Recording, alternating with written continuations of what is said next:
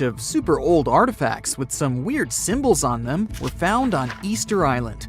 You know, that tiny island you might have heard of, with the gigantic statues called the moai. These symbols seem to be some kind of writing, but nobody's been able to figure out what they mean yet. Some scientists even think that if we crack the code, we might finally uncover the secrets behind the downfall of the ancient Easter Island society. So let's put on our detective hats and get to work, shall we? This mysterious script is called the Rongo. It was discovered by a Frenchman in the 19th century. He stumbled upon 26 wooden tablets covered in weird hieroglyphs during his trip to the island in 1864. The locals seem to have drawn pictures of animals they had never seen before on the tablets using sharp stones and gave each one a unique name. He thought they were pretty cool and suspected that they might be a remnant of some ancient writing system. Another fun fact about Rongo. It's a word that comes from the local language of Easter Island, and it means to recite, to declaim, or to chant out. The wooden tablets on which these glyphs were found might not have been in the best shape when they were discovered. Some were weathered, burned, or damaged. The glyphs were also spotted on a birdman statuette and 2 other ornaments. These words were written in between lines on the tablets. Some of them were even ridged, with the inscriptions falling within channels created by the fluting. The images themselves are shaped like humans, animals, plants, and geometric shapes. Quite a diverse group. And here's something interesting. Every symbol with a head is oriented with the head facing up, either forward or to the right. The orientation of the writing is itself weird. According to a local tradition, the tools used to make the carvings were obsidian flakes, or small shark teeth. Deciphering these glyphs has proven to be a bit of a head-scratcher. 3 big barriers make it tricky: the limited number of texts overall, the lack of illustrations and context to help us understand them, and the fact that the language used on the tablets is not well known. Some people even think that these glyphs aren't real writing, but more like fancy symbols that don't have any real language behind them. It was also suggested that they might have been used as a sort of memory aid, or just for decoration. The way they're so carefully carved into the tablets makes it clear that the people who made them wanted to get a message, whatever that is, across. We'll probably never know whether that message was just for funsies, or to pass down important stories from one generation to the next. Researchers have been struggling with this ancient script for a while now, but it seems they've made some progress recently. They took a look at the tablets using all sorts of cool techniques like radiocarbon dating, and found out that they were made between 1810 and 1870 from local wood. One tablet, in particular, was in pretty rough shape, but the scientists created a 3D model and managed to spot some hidden glyphs that weren't visible before. One researcher said they found some grooves that were probably used for writing, just like drawing lines on a blank piece of paper to make sure your writing is perfectly horizontal. Another super mysterious script that scientists have yet to decipher is called the Indus Valley script. It's made out of a bunch of symbols that were used by the ancient Indus Valley civilization, but specialists are not entirely sure what their purpose was. For starters, the symbols are crazy short, so it's hard to figure out if they represent a full language system. Also, there's no other similar writing to compare it to. Various inscriptions from different periods also show that it hasn't changed much over time.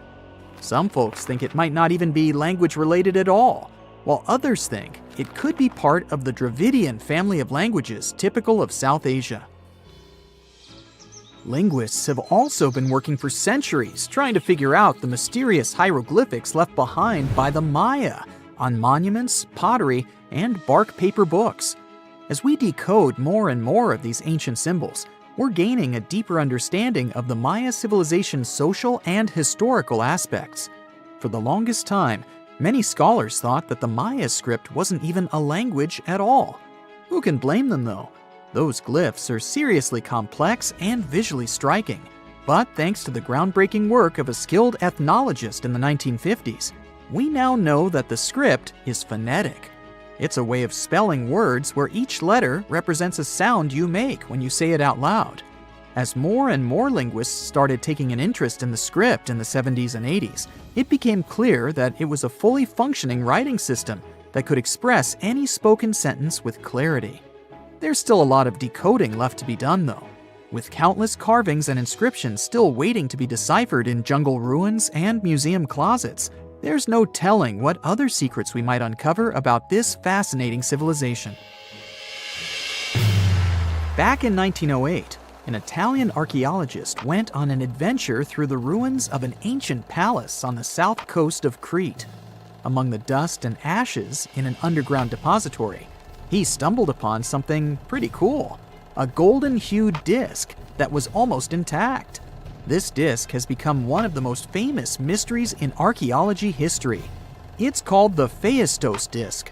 It's a big clay plate that's covered on both sides with a spiral of weird stamped symbols that circle clockwise towards the center.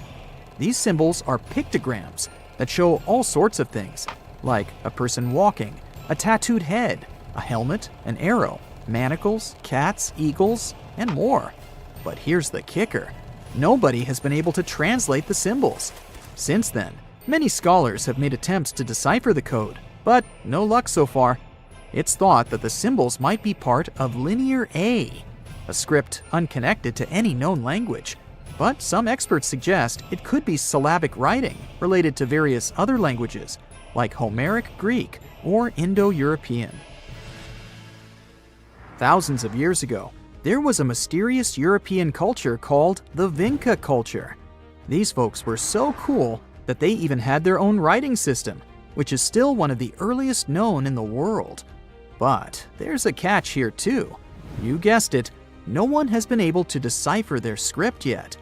The Vinca culture thrived thousands of years ago, and they were located in today's Eastern European territory. They got their name from the village of Vinca, which was only a small distance downstream from Belgrade on the banks of the Danube River. A team of Bulgarian archaeologists found recently a 7,000-year-old inscription covered in Vinca script. It's the oldest find of its kind in Europe.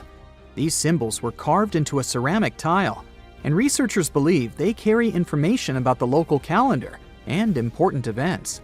The Vinca culture was seriously advanced. They even knew how to write on wet clay using a sharp object. It doesn't seem like much these days, but it's a lot to expect from people who lived thousands of years ago. The Voynich manuscript also caused quite a debate between linguists and historians. Is this old book proof of a long-forgotten civilization, or just a clever prank? This manuscript is full of text that even the smartest code breakers haven't been able to figure out. Written way back in the 15th century, it was discovered by a book dealer named Wilfred M. Voynich back in 1912, hence the name. If it's a trick, it's truly convincing. The handwriting is beautiful, and there are even patterns in the text that match up with other languages. Back in December 2012, a lot of people were freaking out over the idea that the world might end in some catastrophic event. And it was all thanks to the famous Maya calendar. This ancient way of tracking time had been the subject of endless speculation. But one of its biggest mysteries was definitely an 819-day count found in some versions of the calendar. No one could explain why it was there or how it worked, until recently, when a group of researchers from Cambridge might have finally cracked the code. First things first, how does the Maya calendar work? So the system the Maya civilization used to track days was based on something we now call the calendar round. Think of it like 3 interlocking gears. These are 3 cycles working together. The first is a 365-day solar year, known as Hab.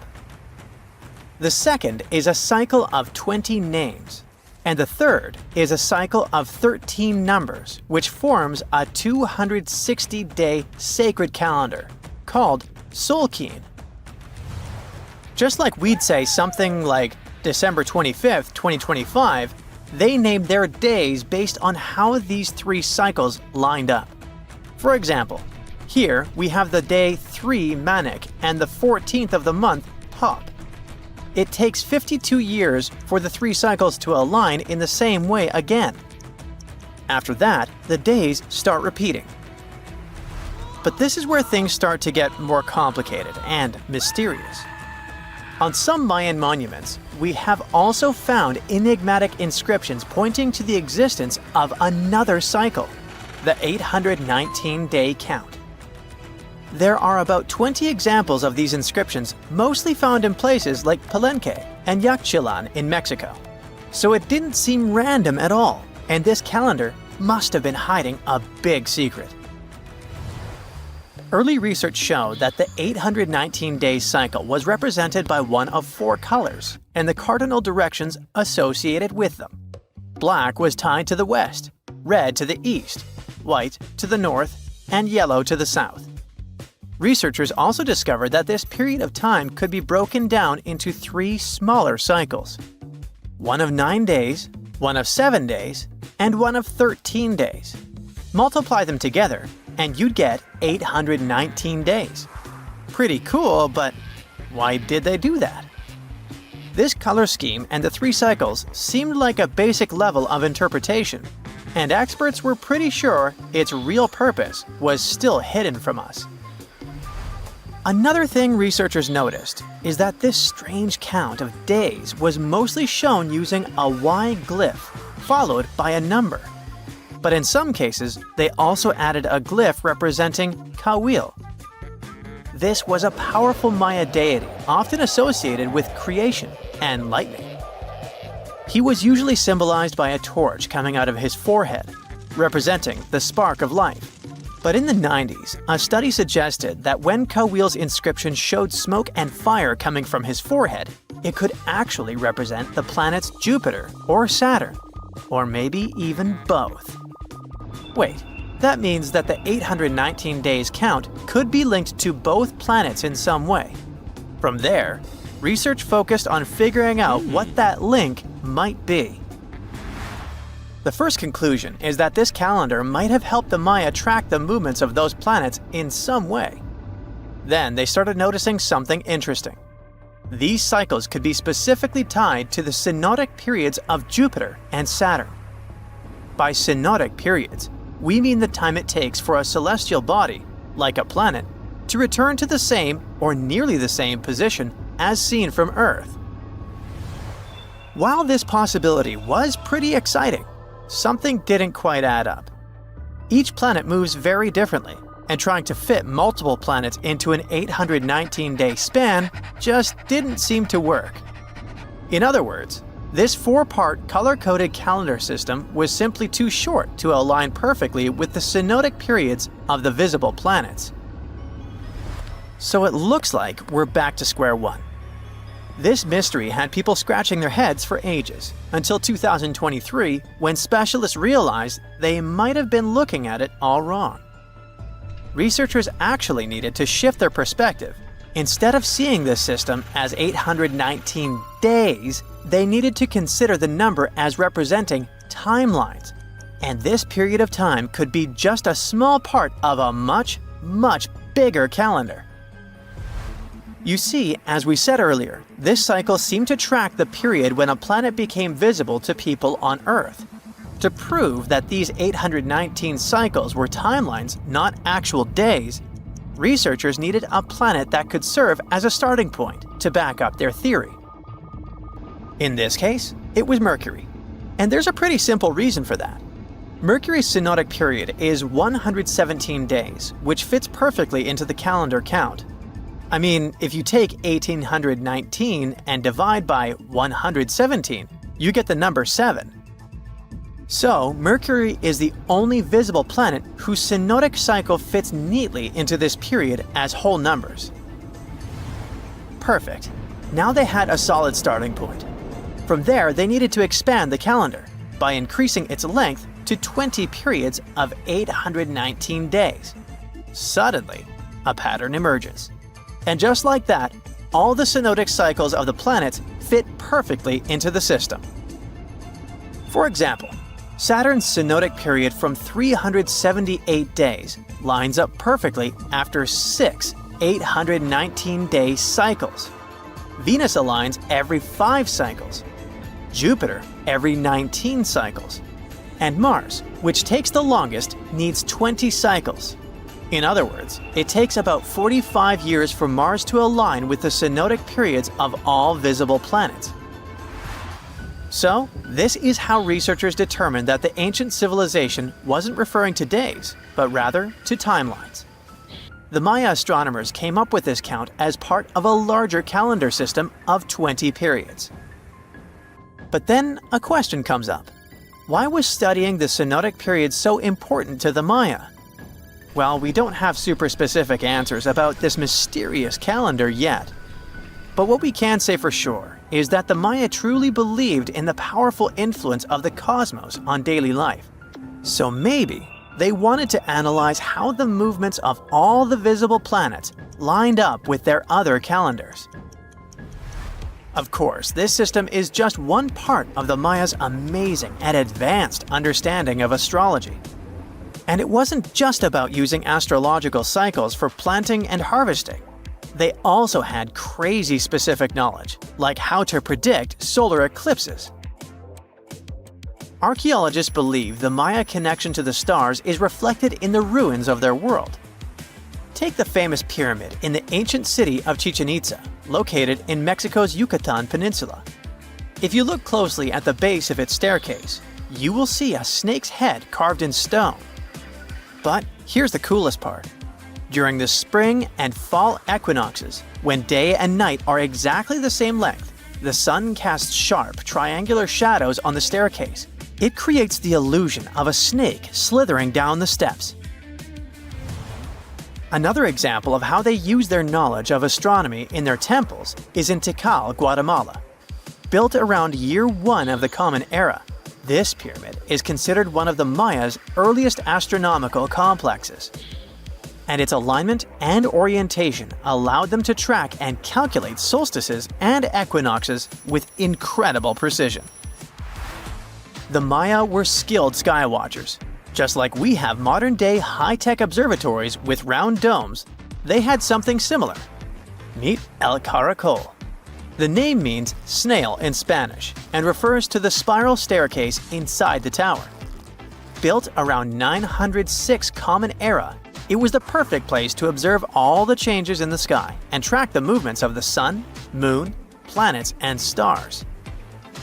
Unlike us today, with our telescopes, satellites, and advanced tools, the Maya relied entirely on naked eye observation, and that makes their achievements even more incredible. Have you heard of Gobekletepe? It's an ancient site in Turkey that literally made historians rewrite history books. Over 11,000 years ago, a group of prehistoric humans crafted an enigmatic masterpiece that's even older than Stonehenge.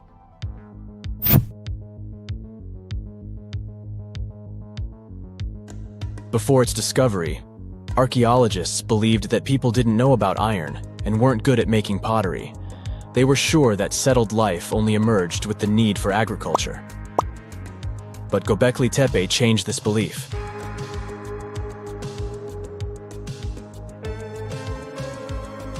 The place has revealed that it was the temple that paved the way for a settled life, not agriculture.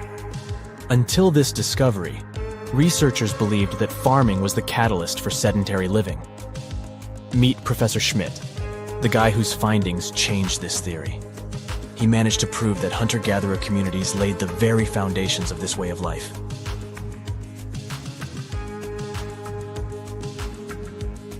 Back in the 1960s, other archaeologists visited the area, but they totally missed the mark.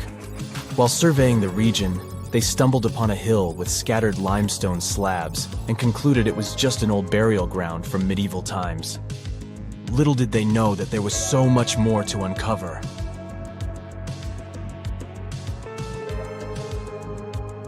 In 1994, Schmidt embarked on his own survey of prehistoric sites in the area. Surprise! He instantly realized he had discovered something truly extraordinary. Unlike the nearby flat and barren plateaus, Gobekletepe had a gently rounded top, rising 50 feet above the surrounding landscape. Funny enough, the translation of this place's name is Potbelly Hill. Schmidt was sure only humans could have made something like this.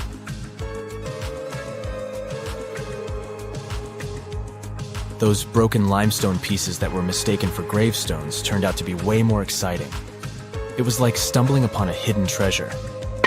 The pieces took on a whole new meaning, and Schmidt with his team was about to dive into the secrets waiting beneath the surface.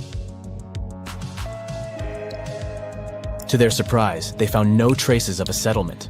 No hearths for cooking, no houses, and none of those adorable clay figurines commonly found in nearby sites of similar age. However, they uncovered that those ancient people used tools like stone hammers. So, Schmidt and his team put their heads together and took a wild guess at the age of Gobekletepe's stone structures. Their estimation got backed up by some limited carbon dating done right at the site. The ancient vibes of this place were finally starting to make sense. It was like a puzzle slowly coming together.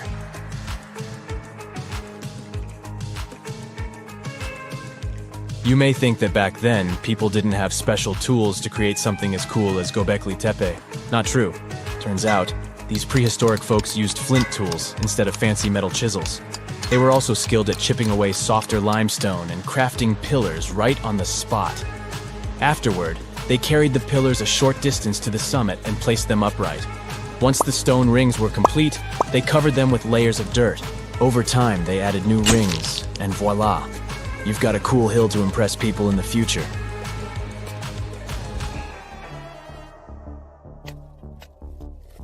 During their first year of excavation, the team went through 15,000 pieces of animal bones from wild creatures. These people didn't have pet animals or grow their own food. They hunted wild animals for their meals. But things were about to change, because the place had everything they needed to start farming. Scientists say they had wild sheep and wild grains that could be domesticated. And guess what? Just 20 miles away, geneticists found evidence of the world's oldest domesticated strains of wheat at a prehistoric village.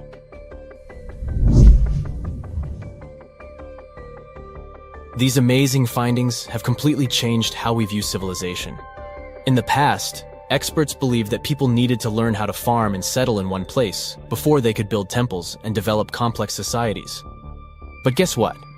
Schmidt's research flips that idea on its head. He claims that the incredible effort put into constructing these astonishing structures actually set the stage for the development of advanced societies. It means that societal and cultural changes happened before agriculture. Schmidt has this fascinating hypothesis about Gobekletepe. He thinks it could have been a special burial site where people left their loved ones. And here's the twist. The burial site was adorned with fancy statues and symbols representing deities from the spiritual realm. The idea that Gobekletepe could have served as a sacred place adds another layer of complexity to the whole story. While the site's true purpose may remain elusive, Schmidt's insights invite us to consider the profound interplay between life and the afterlife, and the deep reverence ancient hunter-gatherer societies may have had for their departed ancestors. Now let's talk about the stars of the show, the mesmerizing T-shaped columns that dominate Gobekletepe. These mysterious structures range from 10 to 20 feet tall and most likely represent stylized human figures. But one figure stands out from the rest, the three-dimensional lion relief. This depiction really fires up our imagination. Why? Because it hints at the possibility that lions roamed Anatolia during the Neolithic period.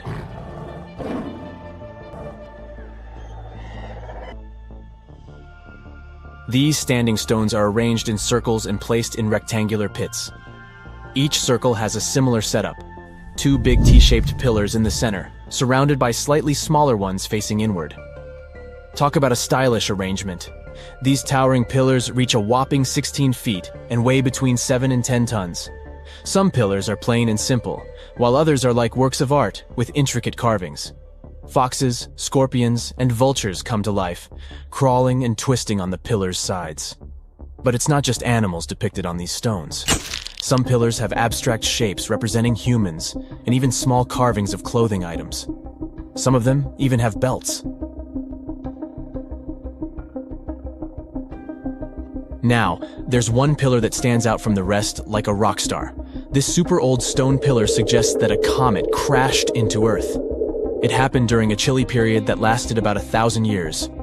Previous studies examining Greenland ice cores hinted at this comet theory, but now the carvings at Gobecletepe prove it right.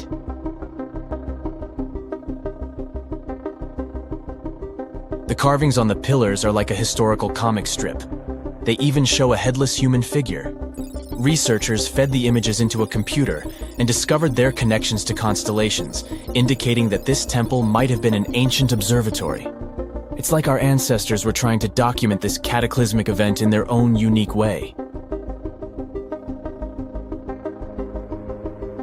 Archaeologists have been excavating and researching Gobekletepe since the mid-1990s, peeling back layers of history and providing us with a deeper understanding of the intricate relationship between various elements.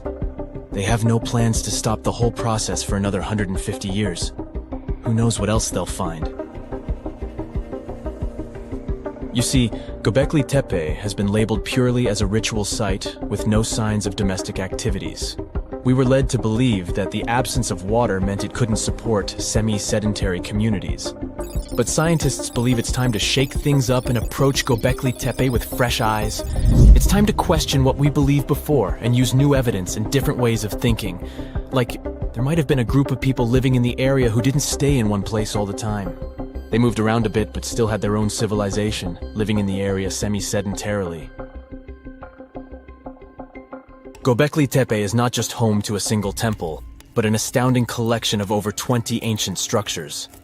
As archaeologists delve into the depths of this wonder, they are unraveling its unique layout, featuring two prominent focal points at the heart of each establishment, complemented by smaller structures and dividing walls.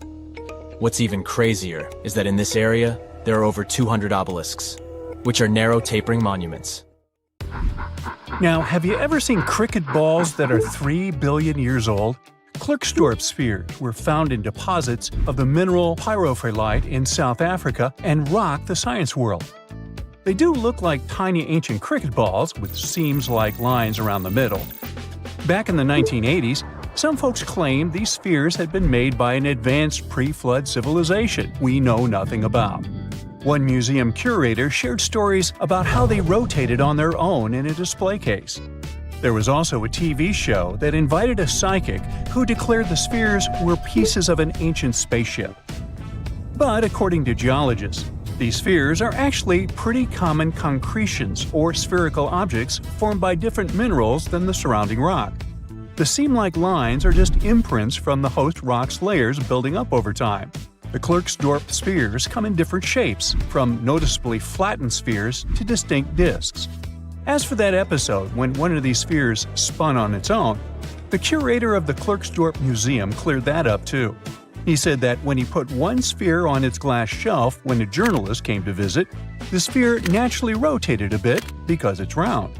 The area where the museum is located often experiences earth tremors from gold mining activities nearby. The oldest known human-like footprints could be 6 million years old. They were found on the Greek island of Crete in 2002. If the number is correct, it would mean that early human ancestors may have migrated between Europe and Africa much earlier than we previously thought. This doesn't mean Africa is not the cradle of humankind, though. It could just prove that early human ancestors moved back and forth between continents. Some researchers believe the footprints were left by a bipedal creature possibly related to an early human ancestor nicknamed El Greco. According to scientists who studied them, the footprints have a very human-like shape, with 5 toes and a parallel big toe. Some scientists are skeptical about it and suggest the prints might be from a late European ape. The new study analyzed fossilized marine microorganisms found in the sedimentary rocks to determine the footprint's age and prove it's actually 6 million years. The next amazing find that keeps scientists entertained is the Dorchester plot. It's a beautifully crafted metal vessel with some fancy geometric designs embossed in shiny silver. The pot was discovered in, who could have thought, Dorchester in 1852 under quite unusual circumstances. During a powerful blast, the pot broke into 2 pieces. Scientists believe it was originally embedded within a rock or boulder known as pudding stone. The rock from which the Dorchester pot emerged is dated to be around 500 million years old, so it could mean the pot itself is also that old. The current and less exciting theory suggests that the Dorchester pot is a Victorian-era candlestick holder. Such things were really trending back then, so it's not a surprise to find such fancy household item from that time. The Dorchester pot falls into the category of ooparts, or out-of-place artifacts. Those are objects that seem too advanced for the time period they're supposedly from. If we accept that the pot is 500 million years old, then whoever made it was way ahead of their times in terms of crafts and tech. One extra mystery is that the pot has an engraving of a plant that most likely disappeared from Earth over 100,000 years ago. Sounds like good proof the pot is really extra old. Now, it looks like the oldest map in Europe is a stone from 4,000 years ago. This Bronze Age slab was found in France in the year 1900 at an ancient burial ground. The carvings on the slab show in 3 dimensions the River Odey network with a fantastic accuracy of around 80% over an 18-mile stretch. There are other stone-carved maps around the world, but this one is unique because it shows a specific area to scale. Looks like the slab's carvings don't just map rivers and hills, but also settlements, barrow sites, and field systems. Archaeologists say the slab wasn't used for navigation, but rather to symbolize power. The detailed markings on the slab might have served to illustrate the domain of a local ruler, possibly a prince or king, to show their control over the territory. When the ruler lost power, the slab was likely repurposed as part of a burial vault. The unique artifact was stored in the cellar of a museum. For decades, no one even noticed until several scholars read older reports about the slab and decided to check it out. They conducted a detailed analysis using 3D techniques. Their research proved that the creators of the slab had not only etched lines into the rock, but also modified its surface to reflect the topography of the landscape with high accuracy. The Salzburg cube, also known as the Wolf's Egg Iron, was discovered in the late 19th century in Austria. Now, don't let the name mislead you. It doesn't look like a cube at all. It's more like a rounded object with 2 flat sides. Down the middle, there's a groove, and the surface is covered with pits and craters. This unique appearance is the reason why many people think it might be something out of this world. Workers accidentally found this artifact when they blew apart a piece of coal. The coal seam it came from is thought to be over 60 million years old. The Salzburg cube moved between museums, mysteriously vanished in the early 20th century, and then showed up again. A professor from Bonn University suggested it might be from a meteor, but they found no evidence of elements that you'd normally see in meteorites, like cobalt or nickel. Then researchers thought it must be a human-made object, possibly a Victorian-era candlestick holder. No one knows the true story of the cube or its current location. Yep, it disappeared again. Have you heard about the Meister print? It's a fossilized sandal print discovered in 1968, and it has sparked a lot of intrigue. There's a trilobite inside the print, which supposedly went extinct around 500 million years before humans even existed. But many historians think this age is an exaggeration. When Meister found the fossil, it was authenticated. But the scientist who did it didn't confirm it was a human sandal print. He only agreed there was a trilobite there. When another scientist visited the site, he found a 6-inch impression he believed was from a child's moccasin, but the footwear seemed to be new. So, could it be evidence of time travel? Proof that humans existed millions of years earlier than we thought? Or a sign that someone else visited early Earth? Or is it just a rock formation that looks like a sandal print? We still don't have the answers. Back in June 1936, a couple was walking along Red Creek in London, Texas. London, Texas? Yeah, when they stumbled upon something unusual. It was a piece of wood sticking out of what seemed to be an ancient rock formation. About 10 years later, their curious son decided to crack open the rock to see what was inside. And he saw a hammer, which looked surprisingly modern. Then, one unique finds enthusiast decided that the rock encasing the hammer was from the Cretaceous period. This would mean that someone dropped a 19th century hammer while dinosaurs like Triceratops were still roaming the earth. So, if this hammer was truly from the Cretaceous period, then the whole evolutionary theory would be wrong. And if the hammer was modern, it would mean the Cretaceous rock formation it came from was much younger than we thought. But the real answer was much simpler. The hammer was indeed modern, and geological processes had encased it in rock. Minerals can harden around an object in a relatively short time. So the hammer was probably dropped by a miner a century or so ago, and the rock formed around it afterwards. And no, it wasn't a Victorian-era candlestick holder either. A ship filled with gold and other treasures worth over $13 million was found in the middle of the Namibian desert after almost 500 years. The worker who found it was actually looking for diamonds, but ended up with something way more valuable for history. There were some blocks of copper, some wood, pipes, and elephant tusks. The miners called for an archaeologist, who soon realized it wasn't a disturbed beach like they thought, but a shipwreck. All evidence showed that it was a Portuguese trading vessel, Bom Jesus, that went missing in the 16th century. Experts believe it was a special kind of ship that was bigger, stronger, and better than older ships from Portugal and Spain. These ships were built to take Portuguese explorers on long trips to distant places like India, China, and Japan, and come back with tons of cargo.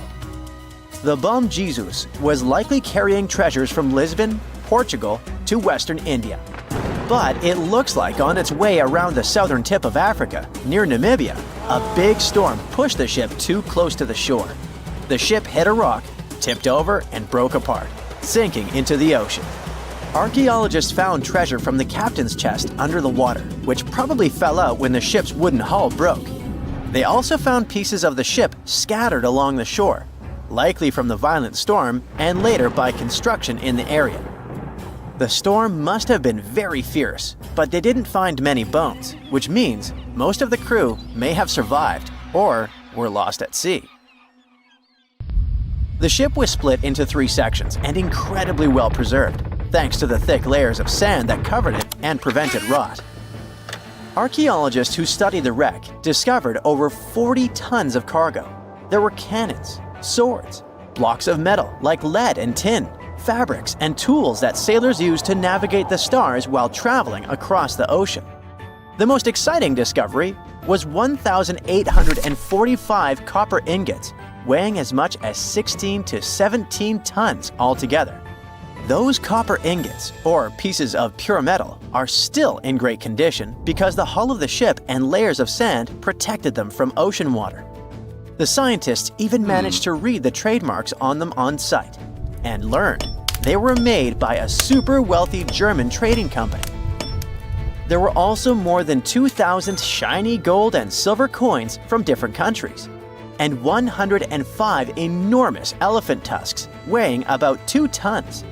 The tusks were likely supposed to become luxury items, like jewelry or carvings at the destination. Archaeologists took some DNA samples from the tusks and found that they came from West African forests and savanna elephants. Researchers were lucky that the ship was found in a restricted diamond mining area. No scavengers were able to get their hands on the treasures. The Bom Jesus remains the oldest and most valuable shipwreck that was ever discovered off the western coast of sub-Saharan Africa. Another shipwreck recently found by accident was buried under a 10-foot tall sand dune near the Caspian Sea. Some people call it the world's largest lake, and it has water levels that rise and fall over time because of the changes in weather patterns.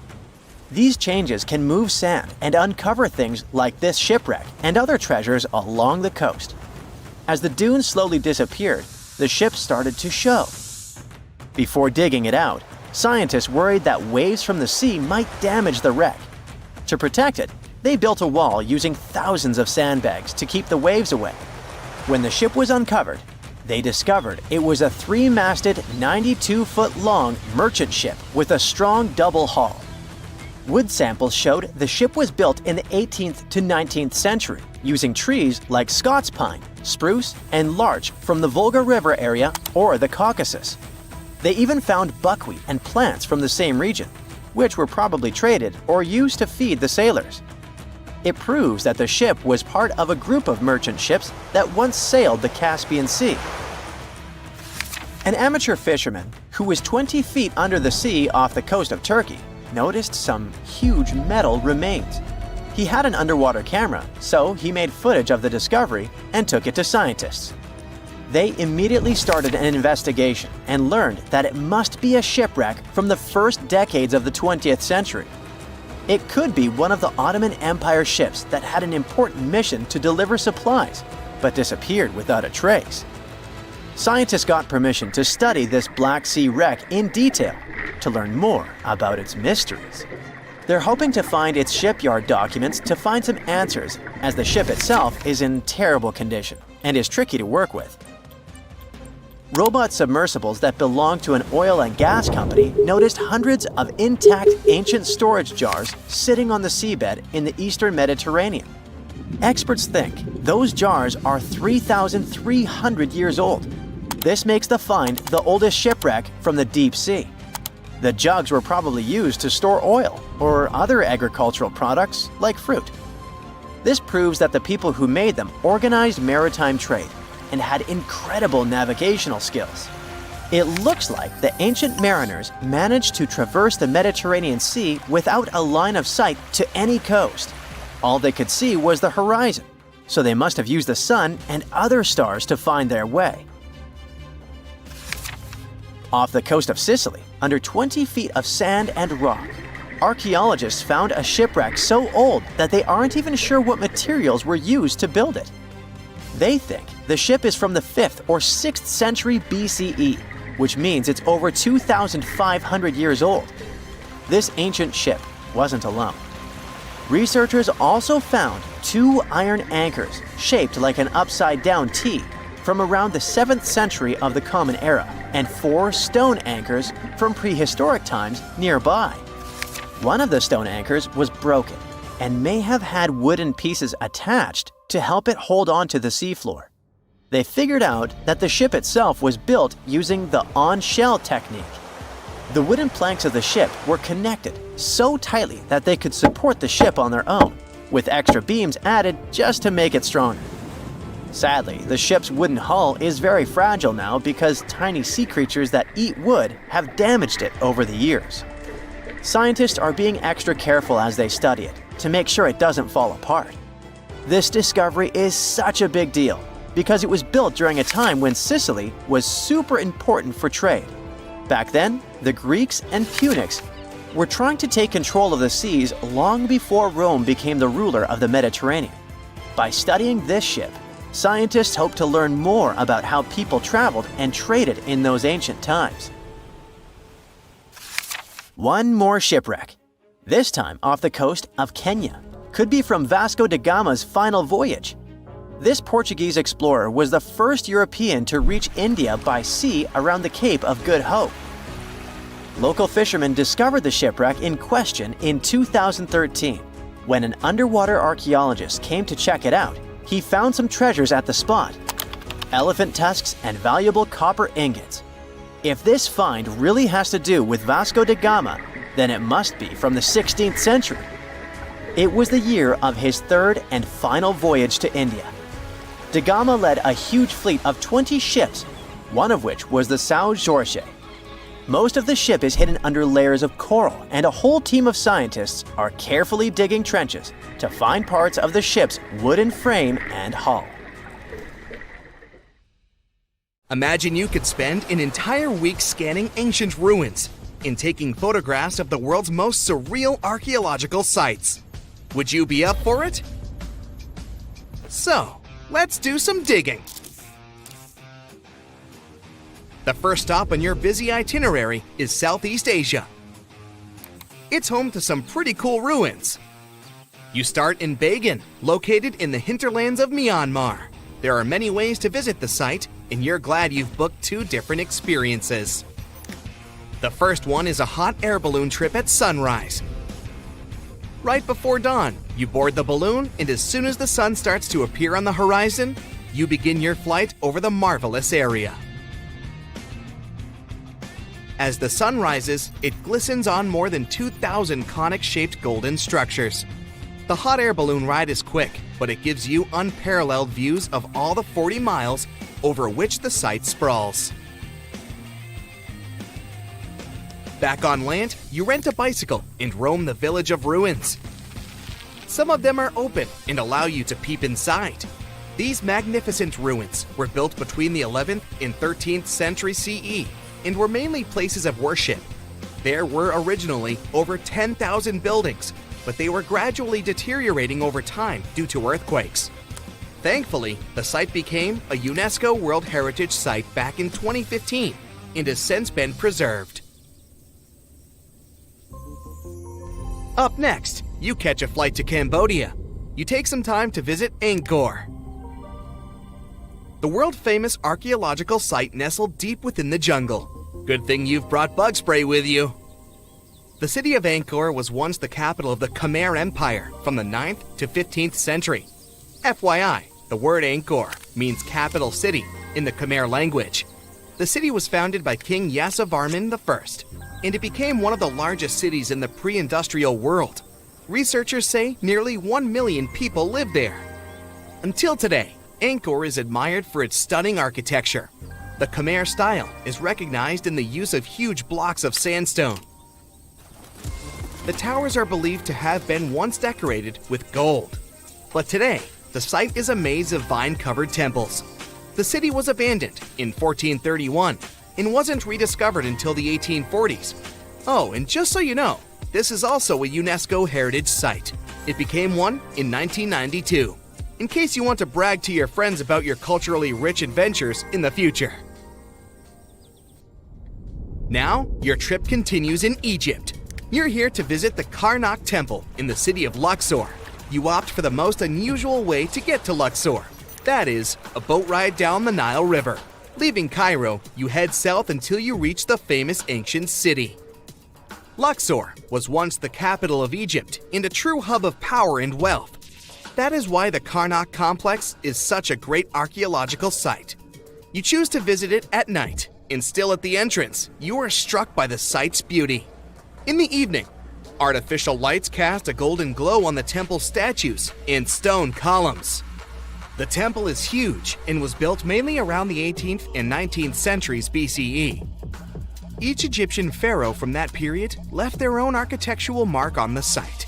The highlight of this tour is taking a walk through the Avenue of Sphinxes and discovering the Great Hypostyle Hall. This hall is filled with towering pylons and solid sandstone columns, a true wonder. From Egypt, you head down to Jordan. Now, if you like terracotta landscapes, you've come to the right place. The city of Petra is a marvel of the ancient world.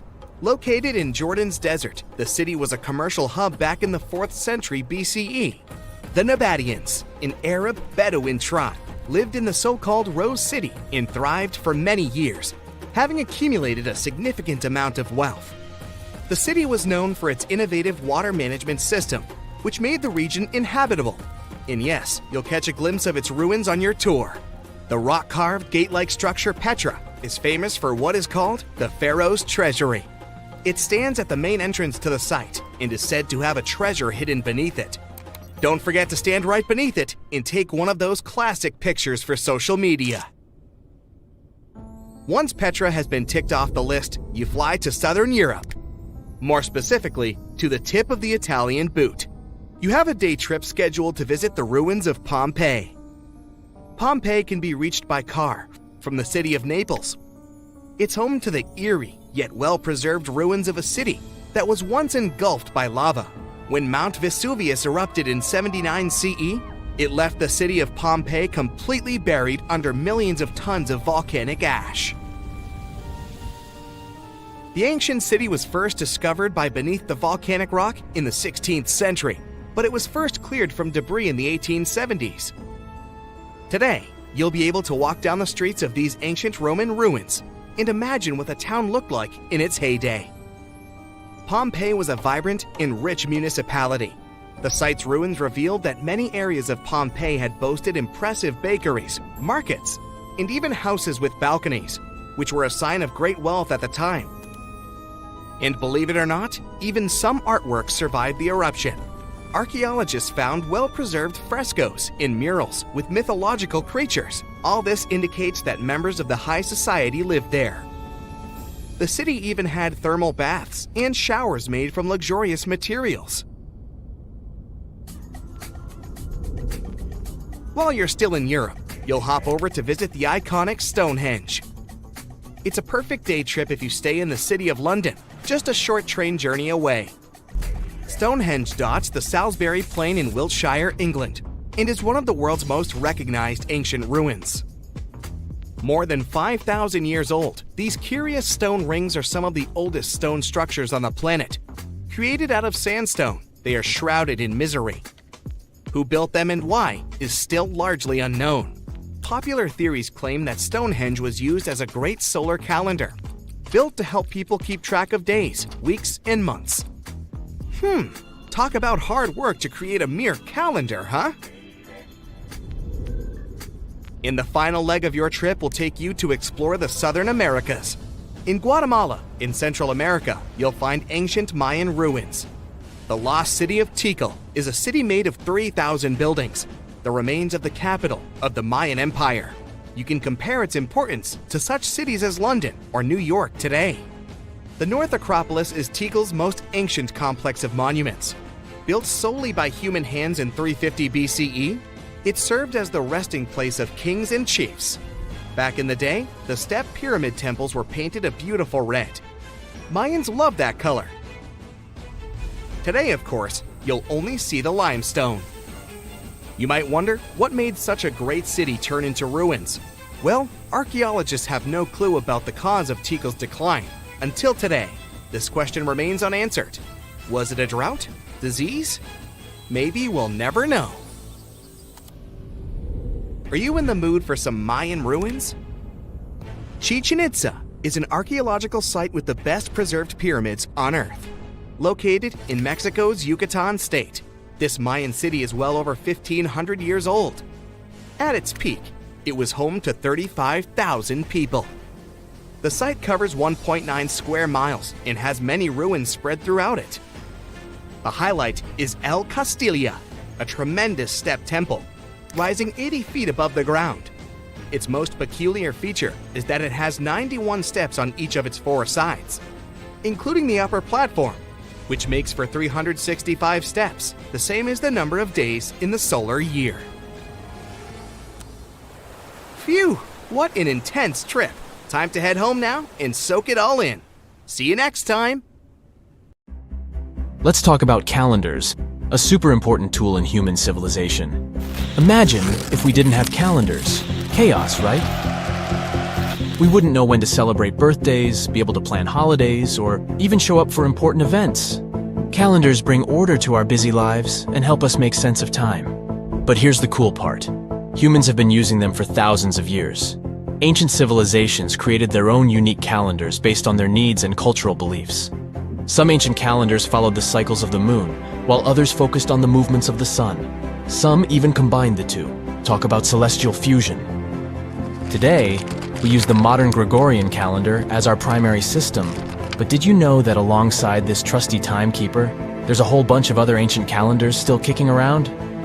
Yup, they're like old friends that we can't let go of. They help us celebrate cultural festivals, plan religious observances, and connect with our roots. So let's visit some famous ones. Buckle up. First stop, the Mayan calendar. These ancient Mesoamericans were serious about time. Their calendar was a combo of lunar and solar cycles, like a cosmic mashup. It had different cycles within cycles, making it mind-bendingly intricate. It's like solving a space puzzle.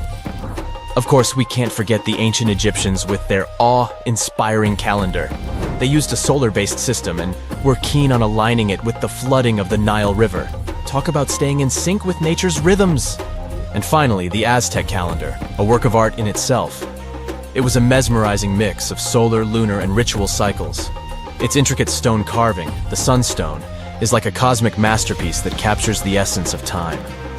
These ancient calendars weren't just about marking days and months. They were packed with cultural significance, religious rituals, and historical events. They're like little time capsules that connect us to our ancestors and help preserve their wisdom and traditions. But the most interesting thing is that we use some of these calendars even today. For example, the Chinese calendar. This one has been around for centuries, guiding Chinese festivities and traditions.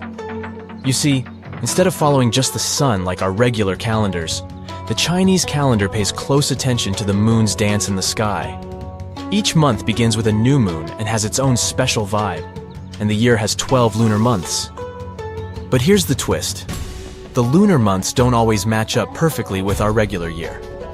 So every now and then, the Chinese calendar adds an extra month to stay in sync with the seasons. It's like a surprise encore. Now, let's meet the zodiac animals, the real stars of the show. Each year in the Chinese calendar is assigned a zodiac animal, and it's like assembling a fabulous animal posse. There are 12 zodiac animals, like a wild and wonderful crew. You've got the clever rat, the brave tiger, the graceful dragon, and more. So if you're born in a certain year, you're said to have the traits of that zodiac animal. Imagine having a monkey or a tiger as your time mascot. But how does the calendar decide which animal gets the spotlight each year? Well, legend has it that there was a grand race among the animals. The clever rat hitched a ride on the ox's back and won the race by jumping off at the finish line. And that's why the rat gets to kickstart the zodiac cycle. So let's go over this cycle. Do you know the year of which animal you were born? Simply Google it and let's take a look at the animals. See if you have any of these traits. Once the smart rat has had its moment in the spotlight, the mighty ox charges in next. The ox is known for its hard work and determination, like the dependable and strong-willed friend who always has your back.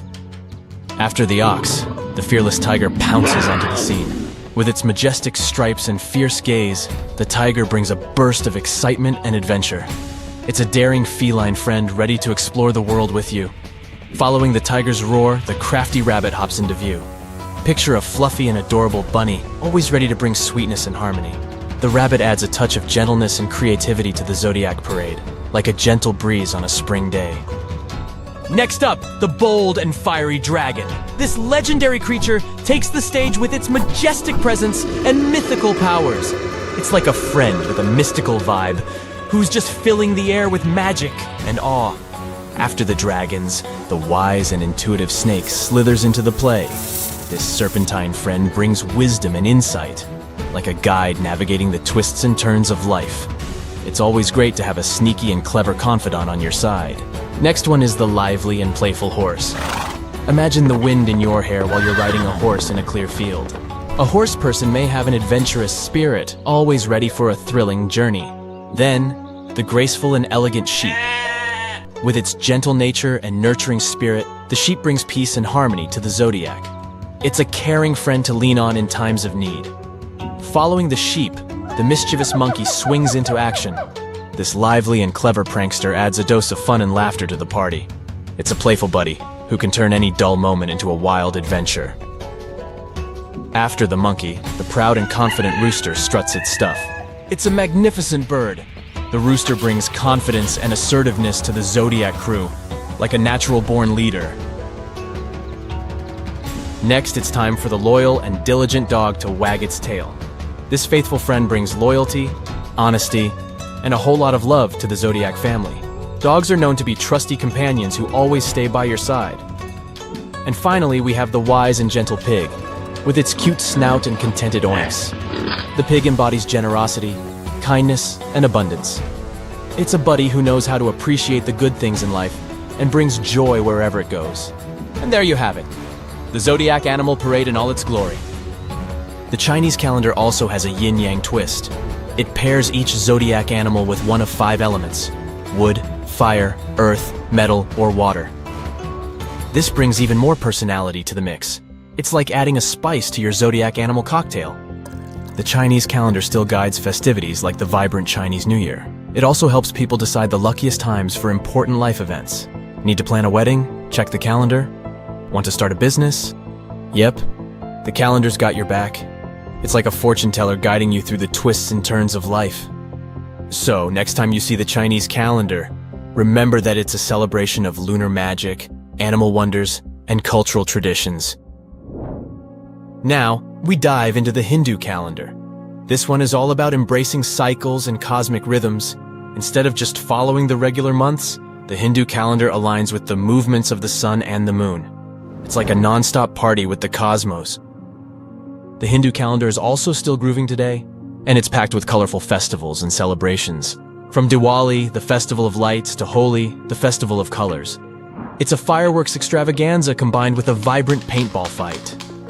The Hindu calendar is also used for religious observances and auspicious timings. It helps determine the best time for weddings, housewarming ceremonies, and other important life events. The Hindu calendar doesn't just stick to the usual 365 days.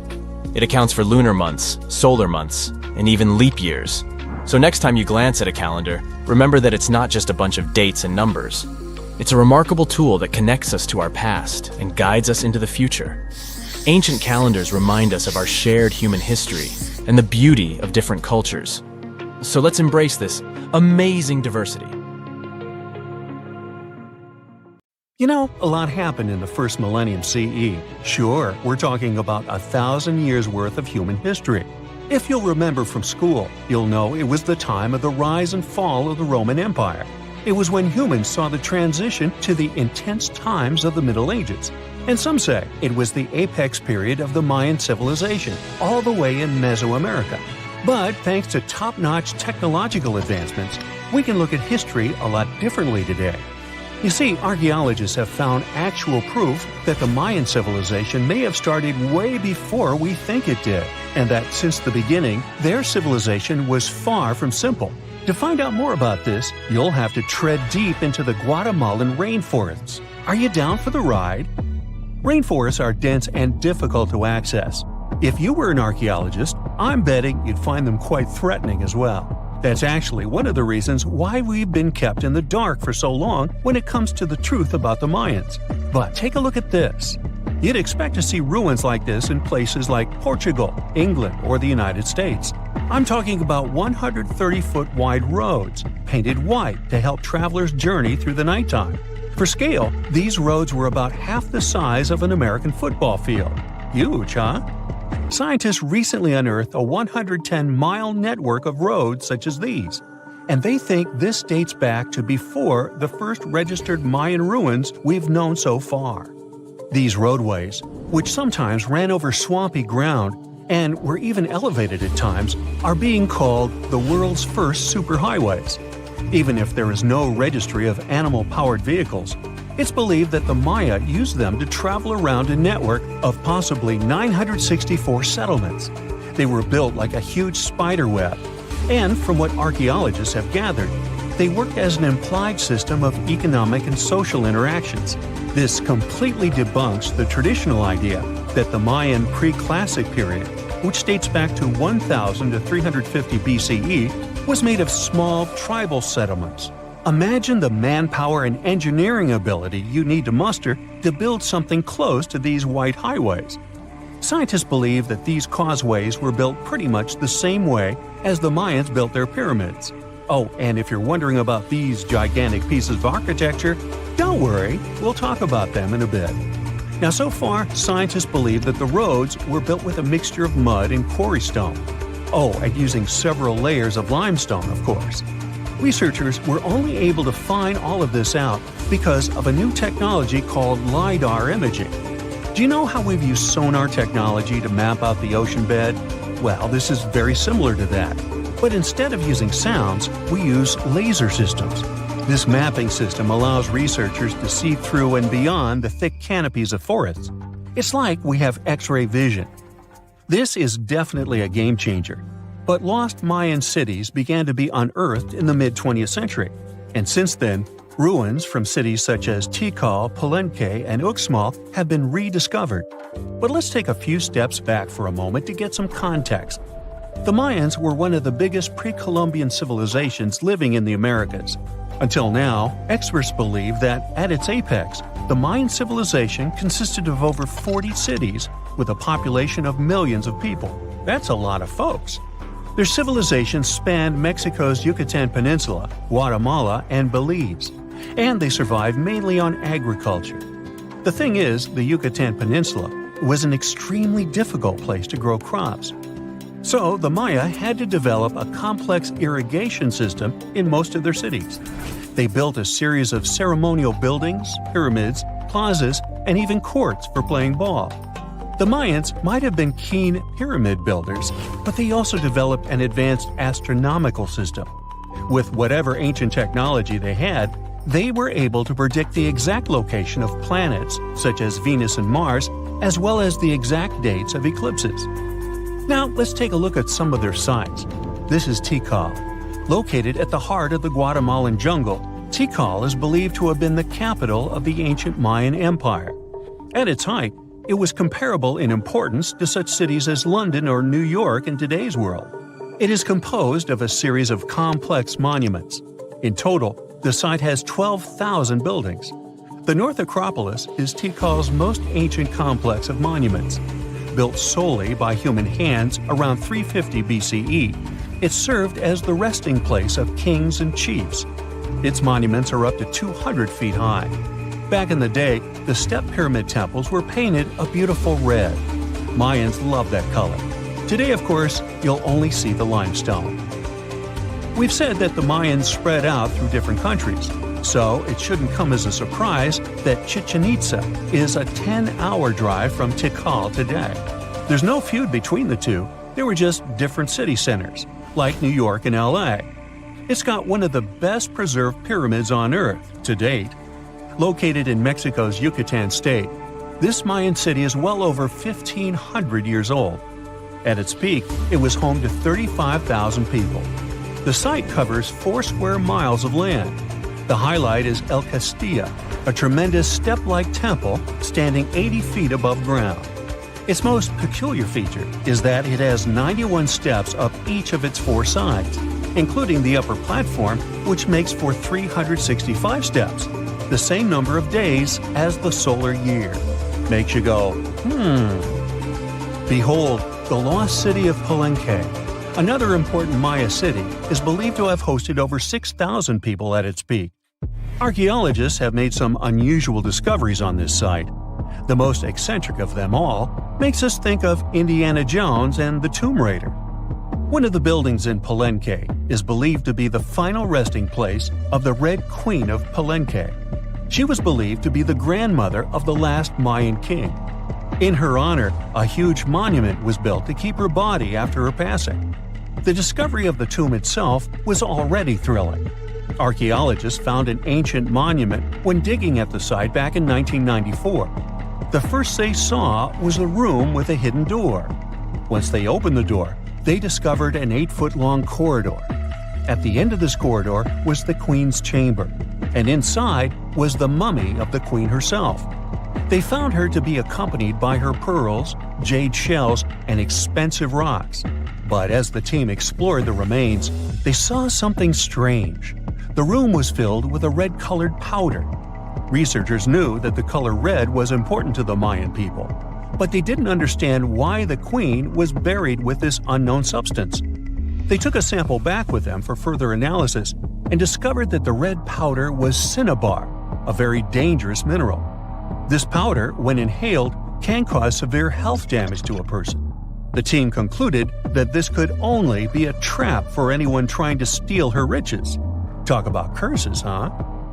One thing that has always troubled researchers is the lack of evidence on the decline of this almighty empire.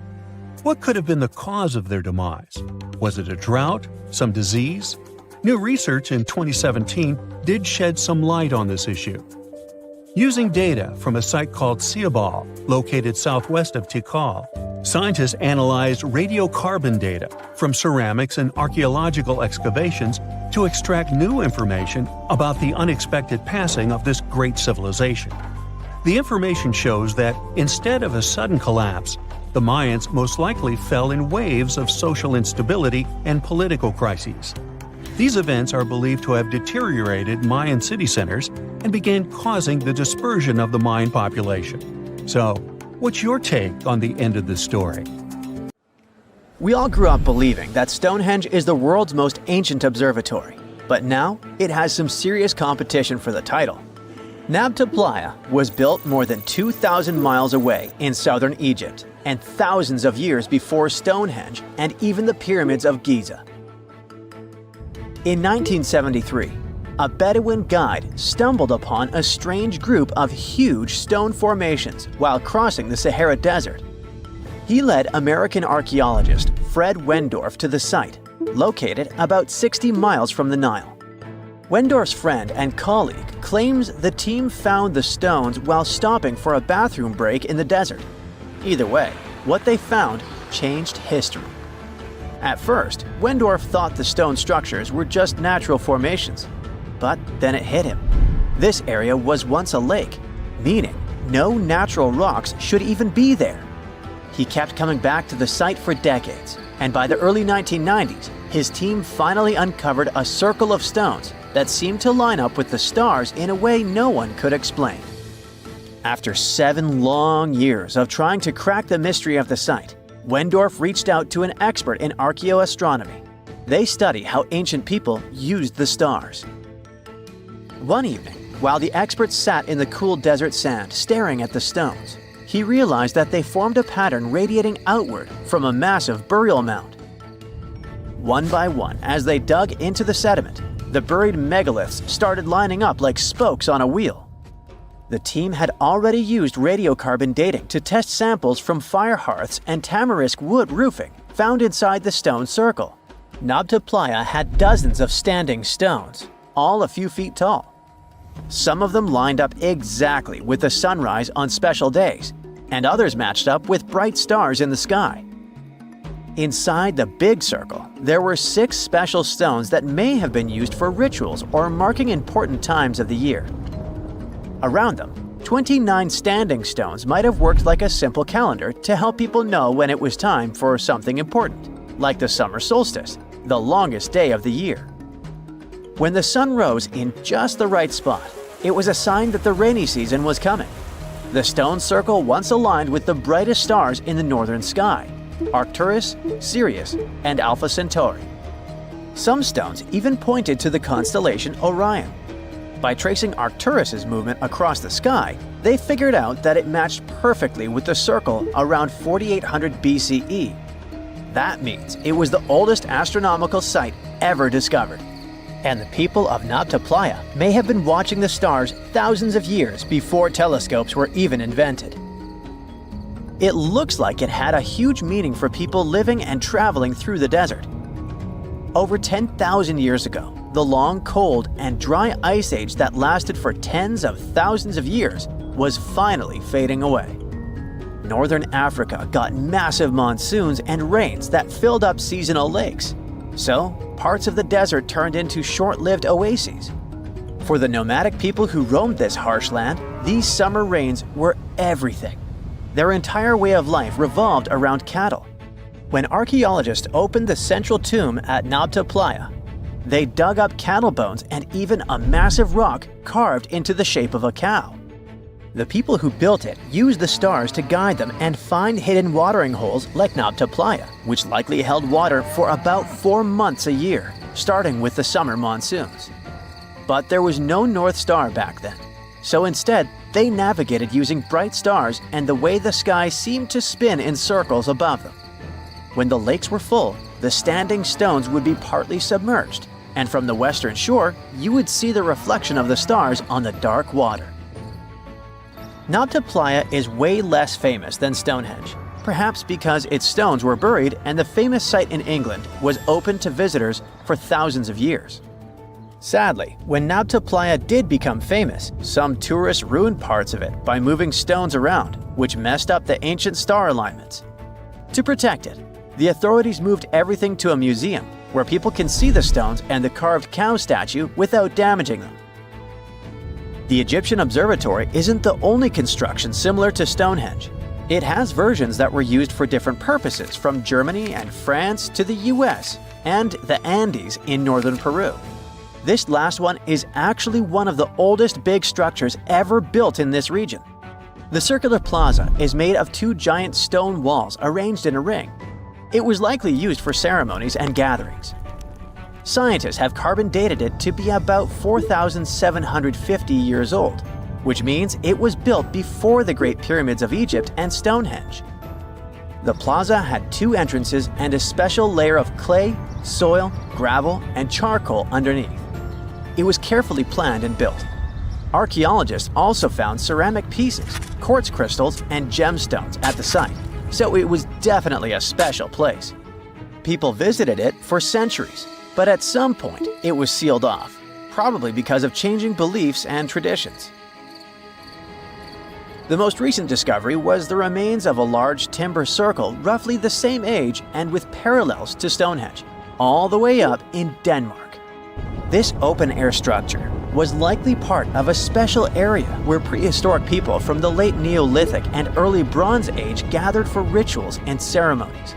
The circle was made up of 45 giant wooden posts, forming a huge ring about 100 feet wide. The wood is gone now, but scientists believe tall timbers once stood in the holes and created an impressive wood henge.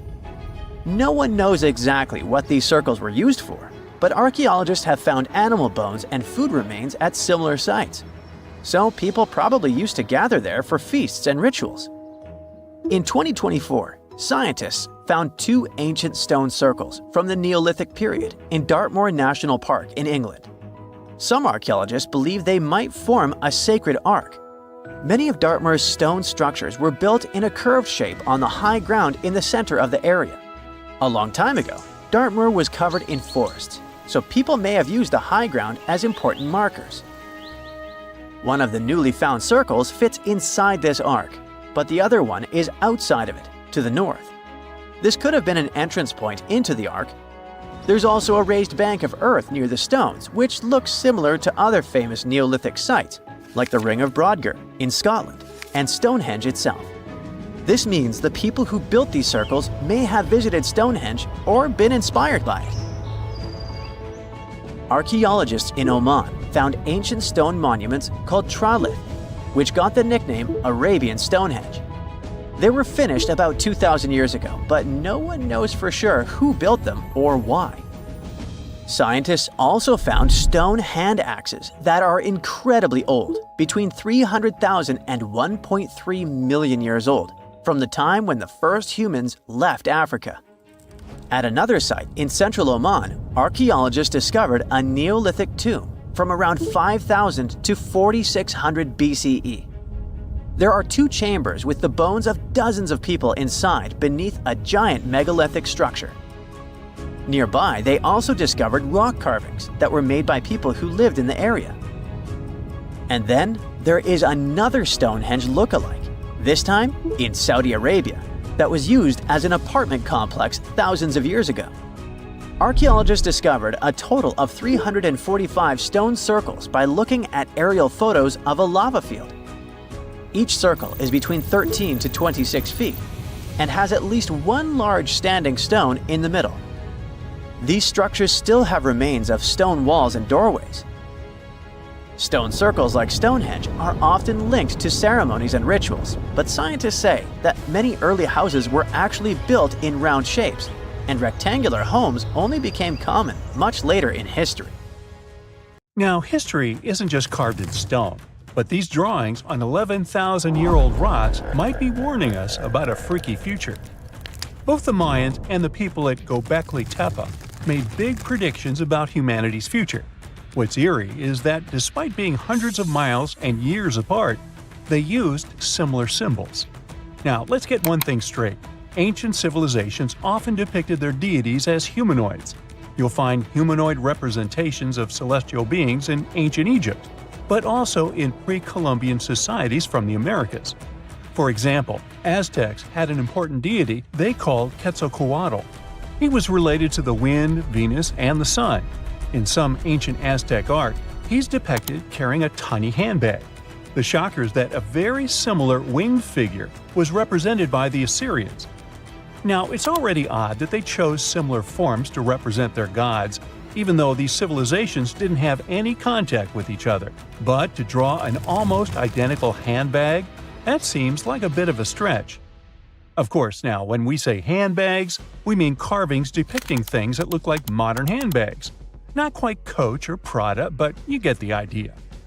Some theories suggest this mysterious handbag could be related to time travel. We've seen that Gobekletepe tells of a great flood that destroyed an ancient civilization. But during that civilization's time, they raised cattle and grew food. They knew how to handle seeds and grow crops. According to one theory, this stylish accessory could have been used for carrying seeds. Since Gobekletepe is believed to be near where Noah's Ark might have been found, the people of the area could have gathered seeds to plant in the New World after the Great Flood. Strange? Definitely. But so is everything we've been talking about, so let's roll with it. Another theory on the meaning of the handbag has a much more straightforward approach. In multiple ancient cultures, the circle was used to represent spirituality and non-materiality, but the square was often associated with concepts of the earth and materiality. So, what we modern humans understand as a handbag might be an image that symbolizes the reunification of the earth and sky, of the material and non-material elements of existence. Not a bad theory, I would say. But then, who am I? Some researchers, like Graham Hancock, are not convinced with these previous explanations. For him, Gobekletepe is all about little gray people and their contacts with ancient earthling civilizations. You see, right in the middle of this ancient site, there's a special pillar called Pillar 43, or Enclosure D. At first glance, it looks like an astronomical calendar. You see the scorpion? That's the Scorpion constellation. And that ball in the center? It's all about the sun's alignment. We know ancient societies like the Maya or Incas were stellar astronomers. So what's the big deal here? Turns out the folks at Gobekletepe were talking about a massive natural disaster that wiped out all forms of life before their time. When astronomers recreated the angles and positions from Pillar 43, it showed an astrological setup from over 13,000 years ago. The stone also depicted a tragic event, a mix of a flood and a meteor shower. The headless man? That's humanity's tragic end. And the snake from the ground? Giant waves washing over the earth. And it's not just one stone telling the tale. Pillar 56 shows more of the Younger Dryas event, or as it's called, the terror from the sky. You see animals fleeing and waves crashing as the meteor shower hits. But wait, while Pillar 43 gives us the exact date of the last disaster, Pillar 18 in Enclosure D gives us the date of the next possible wipeout. The art depicted in this pillar zooms in on the constellation of Aquarius. Now, you might have seen the movie The Age of Aquarius or heard some woo-woo theories about how we're entering this phase right now. You see what I'm driving at? Gobekletepe might be giving us the date of the next disaster so that we have time to prep for it. These images could be a survival guide for humanity. Or not. Now, this would be bananas if it weren't for one piece of evidence. Let's check the facts. The Encke comet, discovered in 1786, used to be part of a megacomet, 100 miles wide, made of ice, metal, and rock. It broke up and formed a debris field. Now, instead of one huge comet, we've got millions of smaller ones. When the Earth passed through that debris, the folks at Gobekletepe saw a firestorm of comets, all coming from the Aquarius constellation, just like on Pillar 43. Now, here's the supposed scary part. We pass through that same debris field every year. If you're watching this in September, October, or November, we're flying through it right now. It could happen that these debris fall onto the surface of the Earth all over again, repeating history. But so far, that's just a theory. The mind-boggling question is, how did the people at Gobekletepe know about an event that happened before they were all born? In 2019, excavations kicked off at Karantepe, about 40 miles from Gobekletepe. But research suggests it might have been settled even earlier. Gobekletepe seems to have been a place of worship or an observatory, but Karahantepe shows signs of a structured society. Excavations at Karahantepe reveal artifacts like intricate carvings, tools, and even possible remnants of buildings. This suggests that these people were not just hunters and gatherers, but had a structured society with spiritual or ceremonial practices. In 2020, researchers started unearthing several other settlements in the area, indicating that Gobekletepe was part of a huge metropolis. The whole site is known collectively as Tas Tepler. The thing is, the math around all this has scientists baffled. Around that time, Earth was just leaving its last ice age, and scientists used to think Stone Age civilizations were primitive. But evidence keeps showing up, proving that wasn't the case. For Gobecletepe to have existed with that level of tech 12,000 years ago, there must have been an even earlier civilization. That kind of tech doesn't just pop up out of nowhere. And hey, we've got plenty of other proof of advanced societies. Take the Mayans, for example. Recent discoveries have shown they were even more advanced than we previously thought. They built massive cities with roads up to 130 feet wide, painted white to guide travelers at night, a feat you'd expect in places like Portugal or England. These roads, sometimes elevated over swampy ground, formed a network of over 964 settlements, like a giant spider web. A bunch of scientists turned their eyes on this theory, but it could be the connecting point of everything we've been speculating about in this video. After all, the people from the sky could have come down and told the people from Gobekletepe about the destruction of a more ancient civilization than theirs. Or not. Remember, don't give up your critical thinking just because you see something on the internet. Anyway, Gobekletepe raises suspicions just as Stonehenge and the Great Pyramids of Egypt. When we mix little green aliens into the equation, it explains one way that surreal engineering feats were possible in these sites. But it also underestimates our human ancestors and their thinking abilities. One of the main characteristics of Gobekletepe's architecture are the T-shaped pillars. The heaviest of them weigh 20 tons and are around 20 feet. These pillars were erected perfectly, without so much as a dent in them. Sure, that's pretty hard to do without modern machines. But hey, maybe they figured it out and built it after much effort. Now, in case you don't know what I'm talking about, this old pal is supposed to have cracked the secret of the pyramid builders in modern-day America. He used it to build his own castle and other mesmerizing structures. So, hey, I guess we'll have to keep digging to find out the actual facts about it all, huh?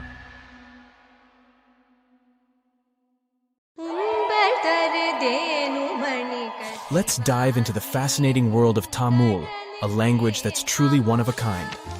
From its vibrant history to its user-friendly nature and its wide coverage, Tamil is a linguistic gem that'll leave you in awe. For starters, Tamil holds the title of being the oldest living language on the planet. I mean, it's been around for more than 5,000 years. It's hard to know if it's truly the oldest language ever, but it sure takes the cake for being the oldest living language still in use today. The word Tamil itself isn't just a one-trick pony. It has multiple meanings up its sleeve. Of course, it refers to the language itself, but it also signifies beauty, sweetness, and even the concept of being natural. Talk about a versatile word. How many people still speak this language today, you might wonder? Tamil is like the rock star of languages in India, with over 84 million native speakers. Globally, almost 90 million people proudly call Tamil their mother tongue. Hold on to your hats, because things are about to get divine. In India, you'll find a temple dedicated to none other than Tamul Tai. Now, Tai means mother, and this deity is considered the personification of the Tamil language as a loving and nurturing parent. This language is also not just limited to its homeland. It's a language that has spread its wings across its neighboring areas. For instance, it's also an official language in Singapore and Sri Lanka. Not to mention, it's also recognized as a minority language in South Africa, Malaysia, and Mauritius. Have you ever wondered how it all started? You know, the whole spoken word shenanigan? And where? It's not like words magically popped out of thin air, right? It must have taken quite some time to develop. Linguists don't have an exact date or any clue about what those ancient languages sounded like, but they believe the first spoken language sprouted up around 100,000 years ago. Unfortunately, since a written language only came about 5,000 years ago, we don't have much info on what those early languages sounded like. All we know is that they're somehow related to the languages we speak today. Earth is one massive place. We're talking over 7,000 spoken languages among a population of over 7 billion. Sounds like a lot, right? Well, historically speaking, that's not too many. In fact, many languages are gradually fading away, being replaced by their respective countries' official languages. people are hopping on the bandwagon of learning the dominant language for better educational and economic opportunities. Eventually, we might end up with a global language to rule them all. At the moment, the most used language in the world is English.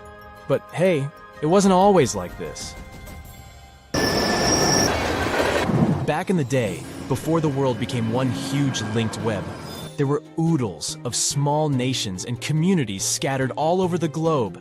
That means there were probably hundreds of thousands of languages evolving just like living organisms. But let's travel back in time for a bit, shall we?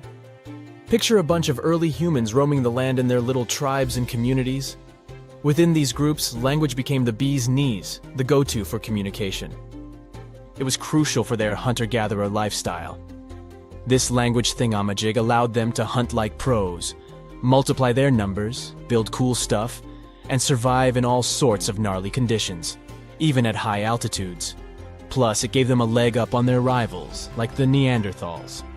Sure, those folks may have been smarter and stronger, but it's widely believed they didn't gather together as Homo sapiens did. And so, about 40,000 years ago, poof! Bye-bye, Neanderthals. It just goes to show that language is quite a handy-dandy tool. Or at least that's one of the theories. Fast forward a bit, and humans had conquered all the major land masses. Mesopotamia, for instance, was the hotspot for this linguistic revolution, and by around 3200 BCE, Sumerian, a totally groovy language, stole the show. To this day, it's one of the oldest ones we know of, if not the oldest. What's interesting is that Sumerian had no linguistic siblings. It was like the loner kid on the linguistic playground. Let's look into the Sumerians' writing skills for a bit too. It's nothing like what we're used to today. Scientists have named it cuneiform writing, and it emerged as a means to record trade and political information. As a matter of fact, the first recorded name in history wasn't of a king or some powerful figure. It was most likely the name of an accountant. But it's difficult to know for sure. Cuneiform consisted of a collection of pictograms that represented objects or people, much like the ancient Egyptian hieroglyphics. Sumerian culture thrived in several city-states located in the southern region of Mesopotamia. Uruk, known as the first true city, was among the stars of the show. However, these cities eventually faced some unwelcome visitors. As a result, by 2000 BCE, Sumerian had taken a back seat, becoming a classical language just like Latin. Now here's a little twist in the tale. Sumerian might not actually hold the title of the oldest known language. Egyptian, for instance, emerged around the same time as the Sumerian civilization, but along the banks of the Nile. This ancient language also made use of pictograms in its writing system, but it did undergo some serious transformations due to its interactions with neighboring languages like ancient Greek, Persian, and Latin. By the time of Roman occupation, Egyptian had become a dead language, gradually replaced by Greek. Now let's give a special shout out to another one of those old languages that are still spoken today, Hebrew. This remarkable language has been around for over 3,000 years and has managed to remain relatively unchanged throughout its long history. Hebrew is one of the official languages in Israel, and around 63% of the population in this country speaks it. Also, there are approximately 6.1 million people all over the world who can proudly say that Hebrew is their first language.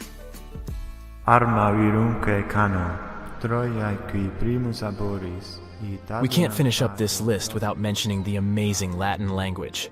It all started in this place called Latium in the old Roman Empire, and that's how it got its name. Back in the day, Latin was the fancy language for all well-educated folks. But here's a fun twist. The Latin of yesteryear was a bit different from what we can check out in ancient books today. The alphabet they used was a total rebel, and they even wrote from right to left. Talk about turning the writing world upside down. But over time they realized it was more fun to go from left to right. Latin literature? Oh boy, it's considered the creme de la creme of ancient writing. You know, the kind that scholars and bookworms go crazy for. If there were an Oscar for ancient literature, Latin would be cleaning up all the awards. Latin was also like this ancient influencer. It's been around for so long that it has influenced a bunch of modern languages. Many English words are either straight up taken from Latin or have been heavily influenced by it. More so, Latin has even spawned a family of languages called Romance languages. No, not about love stories, chocolates, and flowers. Romance languages are the offspring of Latin, thanks to the not-so-gentle nudge of the Roman Empire. We're talking about languages like French, Spanish, Romanian, Portuguese, and Italian. But here's a bummer. Latin is considered a long-gone language. It's frozen in time, like a linguistic time capsule. While living languages like English keep changing and growing, Latin is stuck in the past. It had its transformation and alteration phase when it was still spoken, but now it's just enjoying retirement in the linguistic retirement home. Regardless, Latin still sneaks into our daily lives without us even realizing it. You know when someone asks you the time and you say it's 4 p.m., well, guess what? You're speaking Latin. PM stands for post-meridiem, which basically means after midday. And AM? That's ante-meridiem, meaning before midday. Can you pronounce this name of the Aztec capital city? Yes, it's quite difficult to say in English and above my pay grade. Okay. It's Tenochtitlan. And Mayan cities are hard to pronounce too. Consider Jaxchilan. They must be part of the same language, right? Well, not really. The Aztecs and the Mayas were among the most famous Mesoamerican peoples. That's present-day Central America. But they didn't speak the same language, and they weren't even the same civilization. The two nations lived in different eras. The Aztecs dominated the region from the 14th to the 16th century. Back in Europe, this was near the end of the Middle Ages. The Mayas came before the Aztecs. Historians believe they started building city-states in the 3rd century. Their peak lasted until the 10th century. Now, this doesn't mean that the Mayas and the Aztecs didn't have contact with each other. But at the time this happened, the Mayas were on a decline, so the Aztecs traded more with their descendants than with real Mayan people. The two civilizations didn't even live in the same place. The Aztecs built their cities in the north of what is today Mexico. The Mayas lived to the south of them in the Yucatan Peninsula. Yes, that's also in Mexico nowadays. But the Mayas inhabited parts of modern-day Guatemala and Belize as well, and they spoke a number of languages. There's a whole Mayan language family they spoke, not just one language. Some of those languages have survived through today. Estimates show that there are 6 million indigenous Maya people groups spread across Central America. In Guatemala, there are 21 Maya languages recognized by the authorities. Further north, in Mexico, the number of official languages is 29. For the Aztecs, the situation is much simpler. They had a single language. It still has around 1.5 million native speakers, mostly in central Mexico. That's more than any other family of indigenous languages in the region. But is there a chance a speaker of Aztec languages can understand a speaker of the Maya language? Not by a long shot. The two languages are completely unrelated. In fact, they didn't even share the same writing systems. The Mayans were more advanced because they used hieroglyphs. Yep, like the ancient Egyptians. Instead of letters that make up words, ancient civilizations used tiny pictures to symbolize an object or a concept. When the Mayas wanted to write the word jaguar, for example, they would draw a small image of the animal. In total, their writing system had more than 800 characters like this one. Way too complicated compared to the modern way we write down words. But the Aztecs were one step behind the Mayas. They used pictograms and ideograms.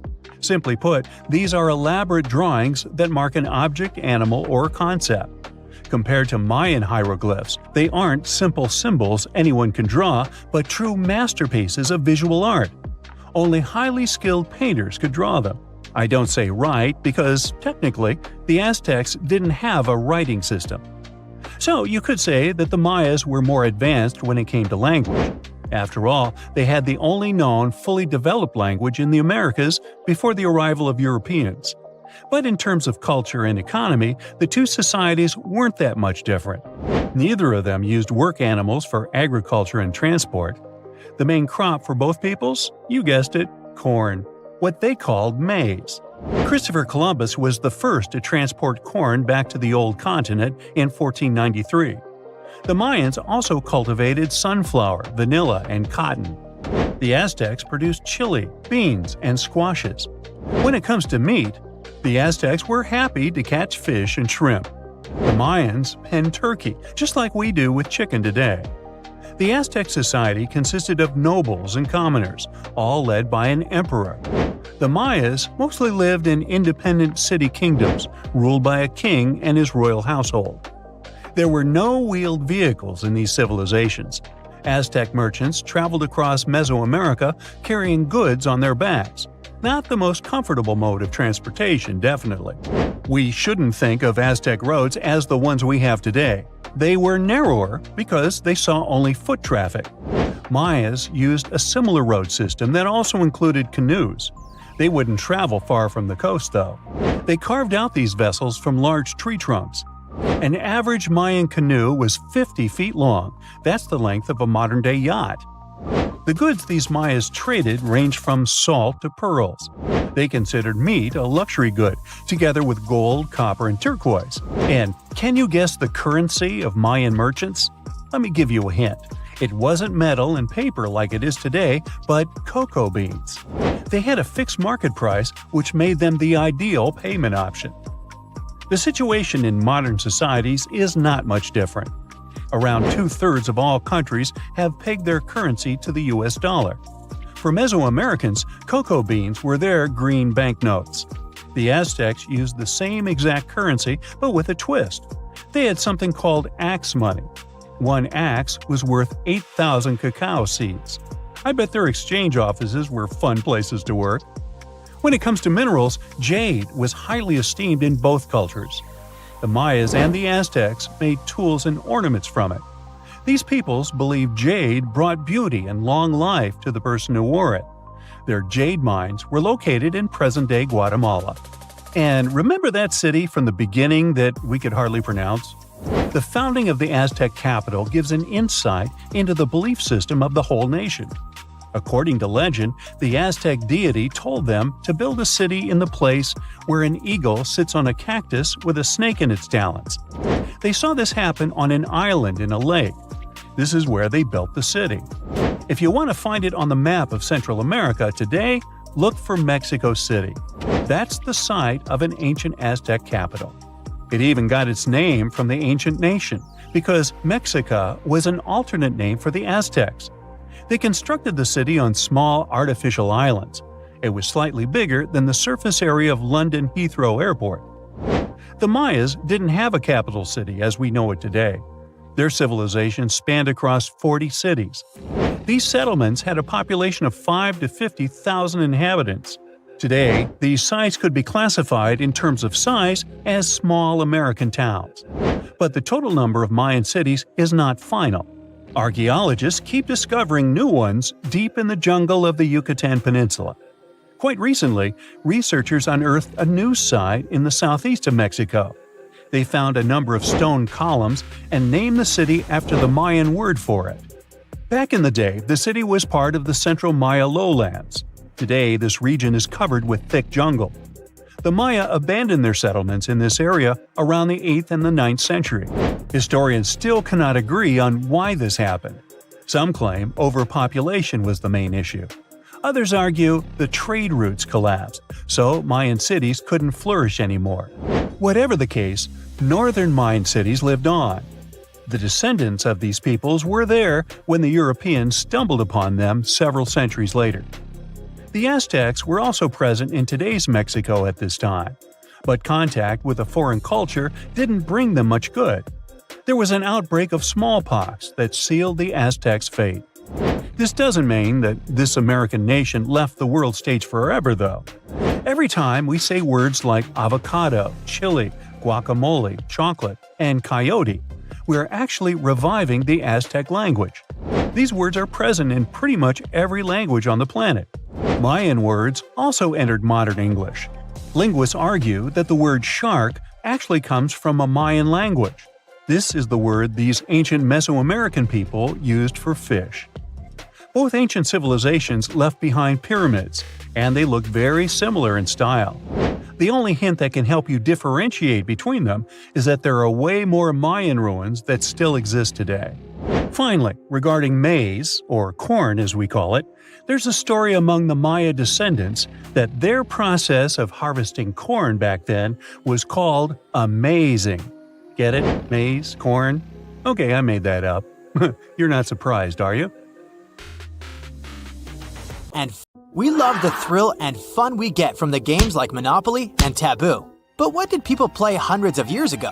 Surprisingly, some of these games are still played today, and you can buy their replicas. Let me know which is your favorite at the end of the video. Let's start with one of the oldest board games in the world, the royal game of also called the game of 20 squares, was invented around 4,600 years ago in ancient Mesopotamia. The game was rediscovered when the excavations started in the 1920s in the Royal Cemetery of in modern-day Iraq. The game wasn't only played by royals. People from all social classes enjoyed this two-player strategy race game. It was popular all over the Middle East, but its fame reached other places like Sri Lanka. Okay, Brightside, tell me how this game is played. It's similar to backgammon. People competed to get all their pieces from one part of the board to the other. To win this board game, you need to have a strategy, but also you needed luck. Besides entertainment, this game had a special importance regarding fortune-telling. The events in the game were believed to mirror the player's future. According to this belief, the game transferred messages from deities or supernatural beings through the moves in the central squares. How come people stopped playing this game? Well, the game evolved with time, and then it was replaced with other board games. Senet is a board game from ancient Egypt dating to around 3100 BCE. The objective of the game is to take all of your pieces off the board. You get 4 or 5 colored pieces. Then you use Senet sticks as dice. Players take turns. There are special rules on how and when you can move your pieces. For example, if you throw the sticks and get one face-up stick, you can move one space, but also get an extra turn. Archaeologists discovered Senet boxes in the ancient Egyptians' tombs. The Egyptians believed in an afterlife, and the word Senet means passing. That's why the game was also associated with the journey to the other side. So it was more than a game, sort of a symbol for the struggle to reach eternity. The game was played and admired by Tutankhamun and Queen Nefertari. It's no secret that the ancient Egyptians loved parties. If you'd been invited to a feast held by a person from the upper class, you would have seen musicians, jugglers, and wrestlers waiting to entertain you. You would have probably spotted some people playing Senet too. On the original board, you would have seen squares decorated with hieroglyphs representing additional rules of the game. Some models in our modern-day replicas also have such hieroglyphs. So far, we've looked at 2-player games. Now, let's look at a fun 4-player game. Mahjong originated in the Qing dynasty in China, but the world record for the longest game, which was set in 2012 when the game was played for 33 hours, doesn't belong to the Chinese. But the biggest Mahjong party did happen in China. 2,380 people were playing the game at the same time. In this game, the player's goal is to form melds with tiles to get points. The highest scored player will be the winner. The winner should form a mahjong. The tiles are traditionally decorated with Chinese characters, bamboo branches, and dots. There are more special tiles that have symbols like dragons and flowers on them, and they serve different purposes. The game resembles rummy, a card game. Mahjong became popular in Western countries in the 19th century, and now you can find different versions of the game all around the world and online. Moving on to India. Krita Patram is an ancient card game. Handmade round cards are made out of cloth pieces. The cards are decorated with depictions of Ramayana and Mahabharata, which are India's greatest epics. So much so that they influenced the way of thinking and the belief system in the region. The game was played in the royal courts, but later it's believed to have been played by people from other social classes too. Before the game starts, a player assembles the cards into a deck and shuffles them to randomize the order. Let's return to ancient Egypt, but this time we'll have a look at a game that can be played by up to 6 people. Mehen got its name from a serpentine deity. It was played roughly between 3100 BCE and 2300 BCE. It's a board game in the shape of a coiled snake. The snake's body is divided into small rectangular zones. And yes, it's a snake game, but not similar to the one on old Nokia phones. Egyptologists say that this game is kind of a mystery because the rules and scoring system of Mehen is unknown. What they do know is that the game was played with sphere-shaped tokens. The players started the game from the tail and headed towards the head of the serpent, which was in the middle. The players had to race to get to the center. Additional lion-shaped gaming pieces added a little spice to the competition. The players had to strategically maneuver their pawns to special formations called blockades. There were some opportunities along the way for players to speed up the process through slides and jumps. This game had something in common with Senet, the other Egyptian game we've spoken about. Here too, the players had sticks to throw on the table, but instead of two colors, they had flat and round sides. Ludus Latroncalorum, aka Latrones, is a two-player board game from the Roman Empire. The aim of the game is to test the military prowess of the players. It's played on grids. The precise rules of the game remain a mystery, though many scholars have worked on several reconstructions of Latrones. Among multiple interpretations of the rules, one explanation is widely accepted. It suggests that players moved pieces in all directions, aiming to surround and isolate the opponent's pieces with their own. Captured tokens were then moved away from the board. This game resembles chess or draughts in terms of the rules, but this one is more about military tactics. Luckily, the famous Roman poet Ovid mentioned this game in his poems, and we learned some of the rules thanks to his poems. I guess Ovid was a fan of game nights. I'd love to see what a game night looked like back then. Another strategy game from the Roman Empire is Nine Men's Morris. This long-forgotten board game was rediscovered in 2018 during excavations. It originated in 1400 BCE. In this game, rivals control their armies that consist of 9 men. Each piece represents different qualities on the grid-like playing field. If your opponent cannot form a mill or lose all their pieces but 2, then you become the winner. In Norway, France, Germany, and many other countries, especially in medieval Europe, there were different variations of Nine Men's Morris. Interestingly, Shakespeare mentioned it in his famous comedy, A Midsummer Night's Dream. The next game is Wari. It's also known as Mancala.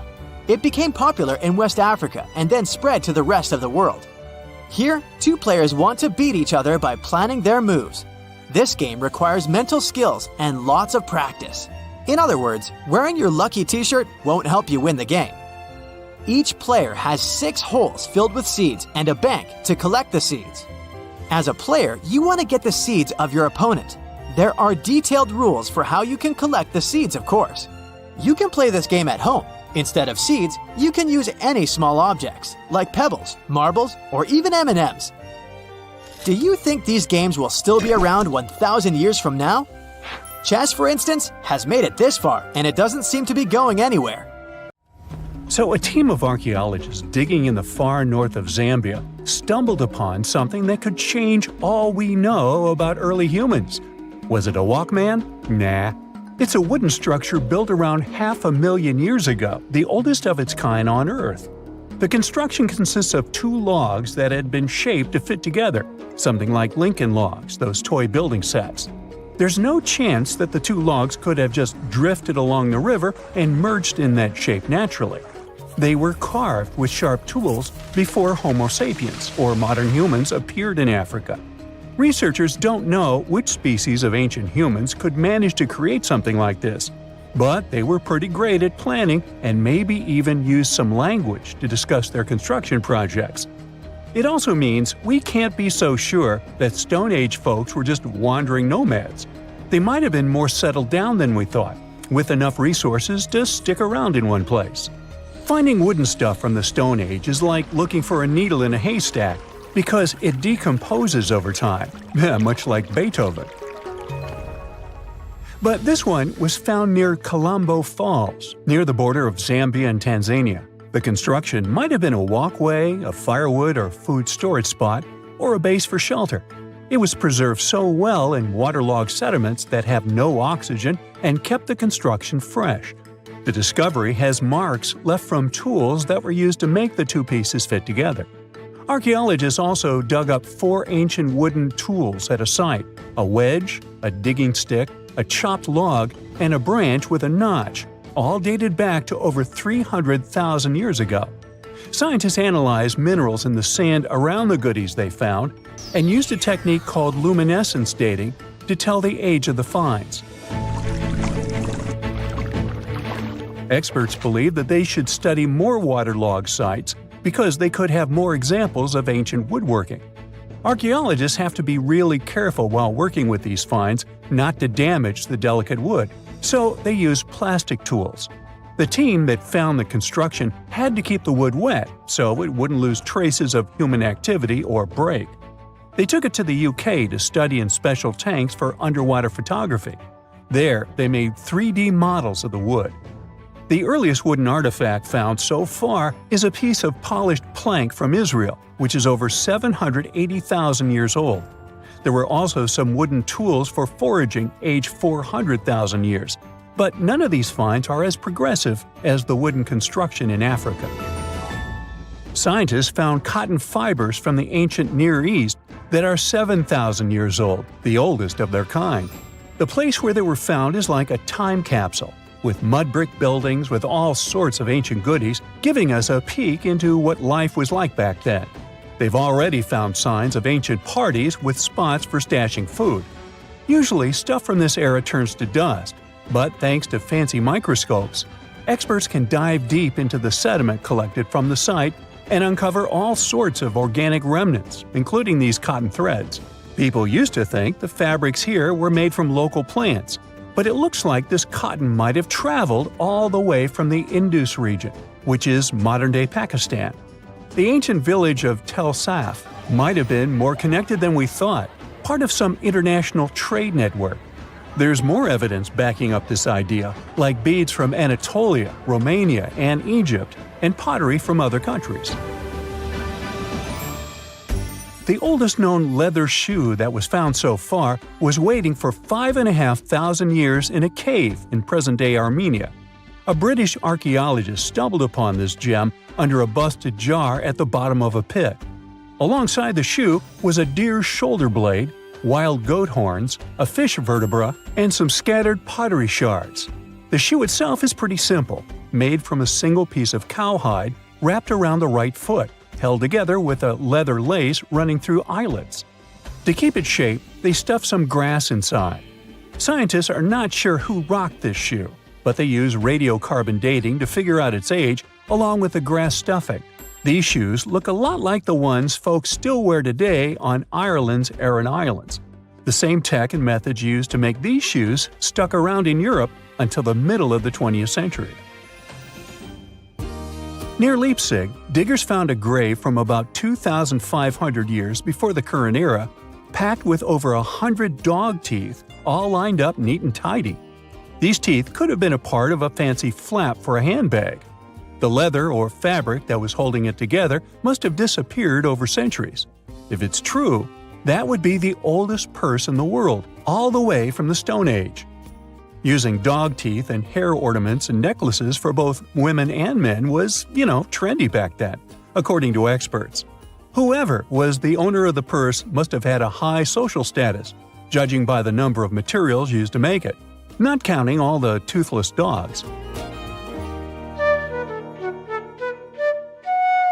It looks like the oldest musical instruments ever crafted by humans are ancient flutes made of bird bone and mammoth ivory. They were discovered in a cave down south in Germany, a place showing early signs of modern humans settling in Europe. Using carbon dating wizardry, the scientists pinned the flute's age at around 42,000 years old. According to the experts, these musical doodads might have been used for fun or during religious ceremonies. Some experts believe that music might have helped us build bigger social circles and expand our territory compared to the Neanderthals. Those guys faded into history about 30,000 years ago. In 2020, a team of scientists found a string a quarter of an inch long in France. Archaeologists unearthed a cord fragment next to a stone tool. Such twisted fibers could have been used for everything from making clothes to fishing nets. In prehistory, there was some advanced tech, and the Neanderthals seemed to have mastered it. Scientists already knew that these early humans made tar from birch bark and that they produced shell beads. There's even evidence of Neanderthal art. The string section and similar finds prove that our ancestors from many thousands of years ago weren't as primitive as they're often shown in popular culture. Back in the 19th century, the French found a broken slab of black granite from 196 before the current era. The stone contained one text in 3 scripts: ancient Greek, Egyptian hieroglyphs, and Demotic. A French philologist was the first to crack the code. He successfully matched the Greek letters with the ones in the Egyptian script, and we were finally able to read hieroglyphs. The name of the piece of granite that made all this possible was the Rosetta Stone. With its help, among other things, scientists managed to decipher papyrus records on how the pyramids in Egypt were built. A British archaeologist, Sir Arthur Evans, excavated a vast palace complex at Knossos in the early 20th century. This was the center of Minoan culture. The palace had over 1,000 rooms with colorful paintings of dolphins, griffins, and bulls. But their biggest find was at first overlooked: thousands of slabs of baked clay. The fire that brought down the palace helped preserve the tablets. No one could read the slabs as they were in some unknown language. The scientific community had to wait for another half a century before Michael Ventris cracked the code. He was an English architect and cryptographer who studied Greek and Latin. He found that the script was an archaic form of Greek.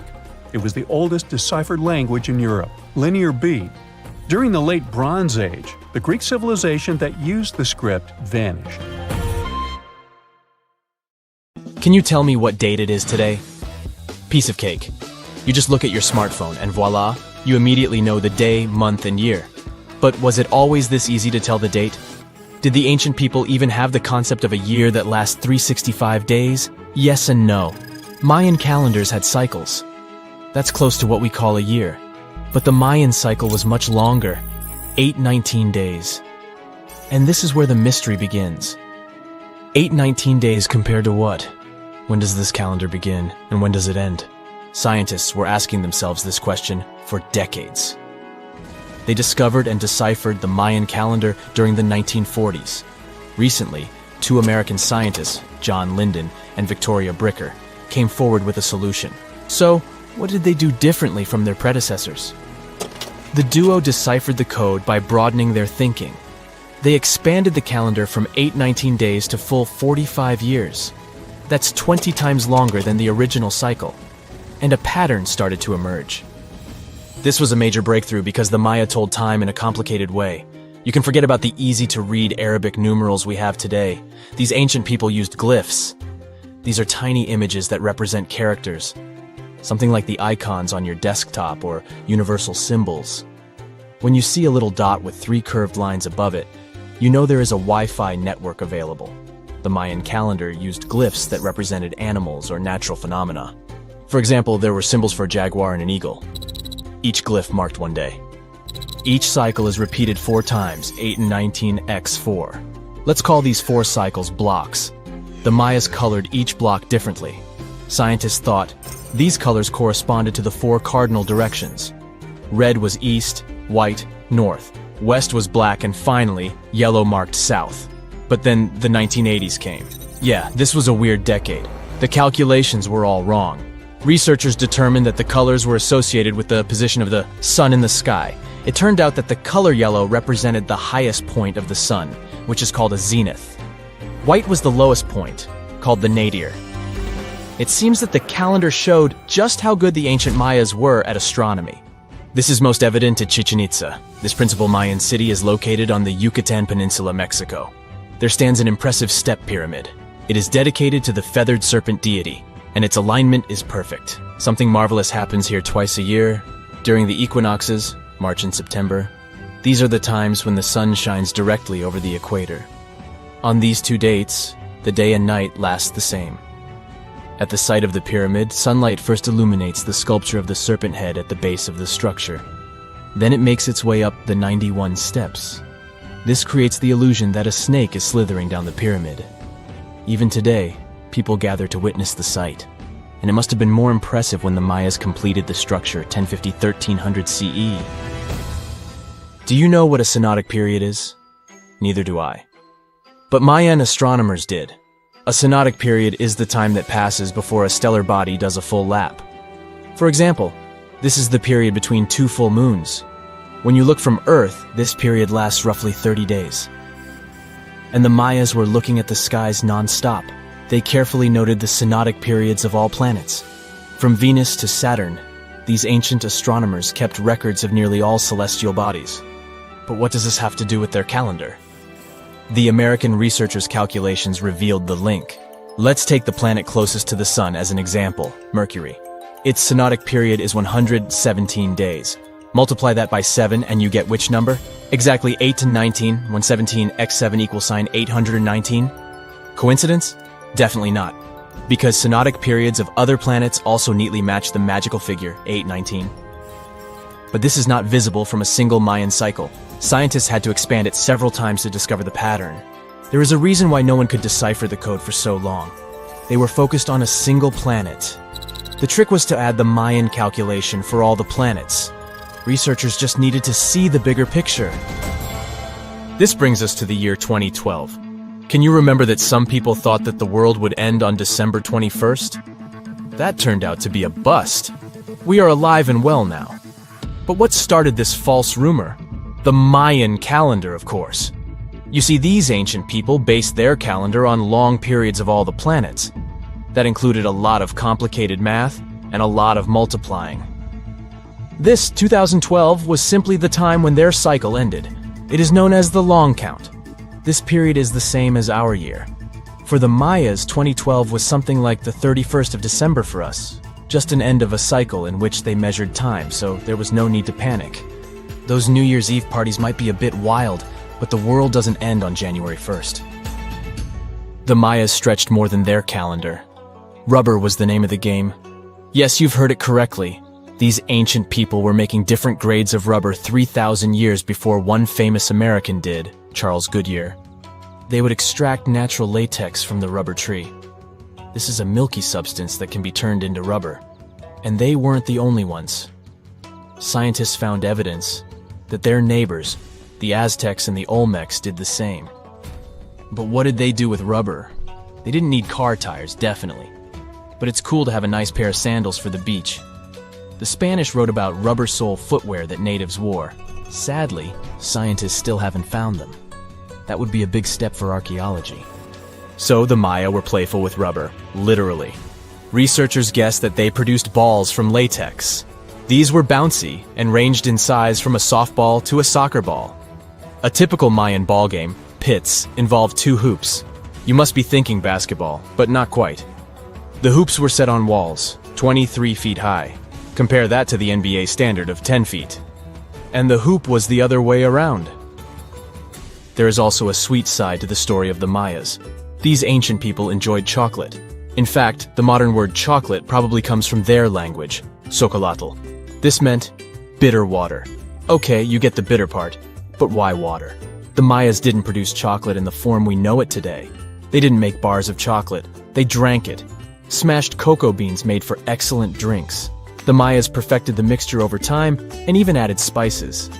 Anyone up for a fiery chocolate drink with stew peppers and cornmeal? Who knows, maybe this beverage actually tasted well. Cocoa beans were sacred and used as a currency.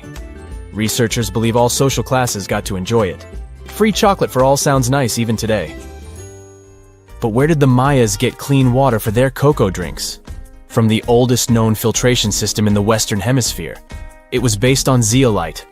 These are minerals that contain aluminum and silicone compounds. And guess what? Modern air and water purifiers still use this material. Mayan tech wins yet again. Back in Europe, Roger Bacon developed a sand filtration system in 1627, some 1,800 years after the Mayas. But what about regions without rivers, lakes, or springs? Mayan engineers had it all figured out. Rainwater. They would carve out large reservoirs in the limestone bedrock. Then, they would coat these underground caves with a layer of a watertight material. The final step was to make small channels that collected water from the hills above. Scientists estimated that just one of these reservoirs could hold on average 10,000 gallons of rainwater, enough to fill 55 modern hot tubs. It's dark, and it's hot. and it's difficult to breathe deep underground in Karowe Mine in the heart of Botswana. It's been countless hours since your shift started, and yet another rock in your hands doesn't look promising. On the other hand, there is a tiny chance that it's the largest diamond you've ever found. You decide to inform your Canadian bosses from Lucara Diamond Corp. And bingo! The stone you found turns out to be a breathtaking 2,492 carat diamond, the second largest ever found. Now, the average engagement ring size is 1.7 carats. It means that just this diamond could be enough to supply rings for more than 1,465 brides. You can compare the size of the previous stone with the size of a fist. And the weight of this priceless giant is over a pound. Its value hasn't been determined yet, but how about we speculate a bit? So, another diamond from the same mine, called the Constellation, was sold for $63 million in 2016. And that was only 813 carats, less than a third of this new one's size. The only other discovered diamond that's larger is the famous Cullinan diamond. It was discovered in South Africa back in 1905 and weighed 3,106 carats. Now, calculate how many engagement rings we could make out of it and write the number down in the comments.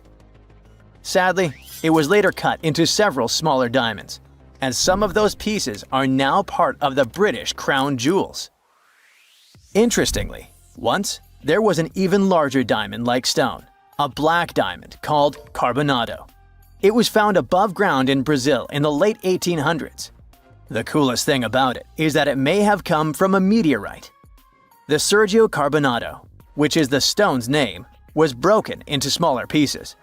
They wanted to use it in industrial drill bits because it's one of the toughest materials on Earth. This new diamond was actually found with the help of advanced technology.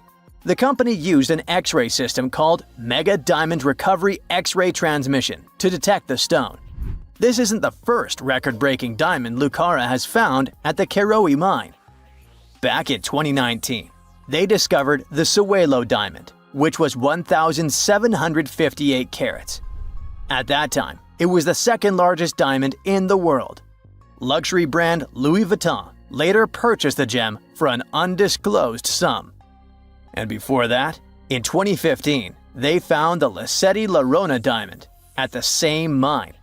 It weighed 1,109 carats and brought the company $53 million in 2017. Diamonds aren't the only amazing thing you can find in the ground. The better and deeper you dig, the rarer objects you're likely to discover, like an ancient lipstick, for example. It might be the oldest lipstick in the world, since it's about 5,000 years old.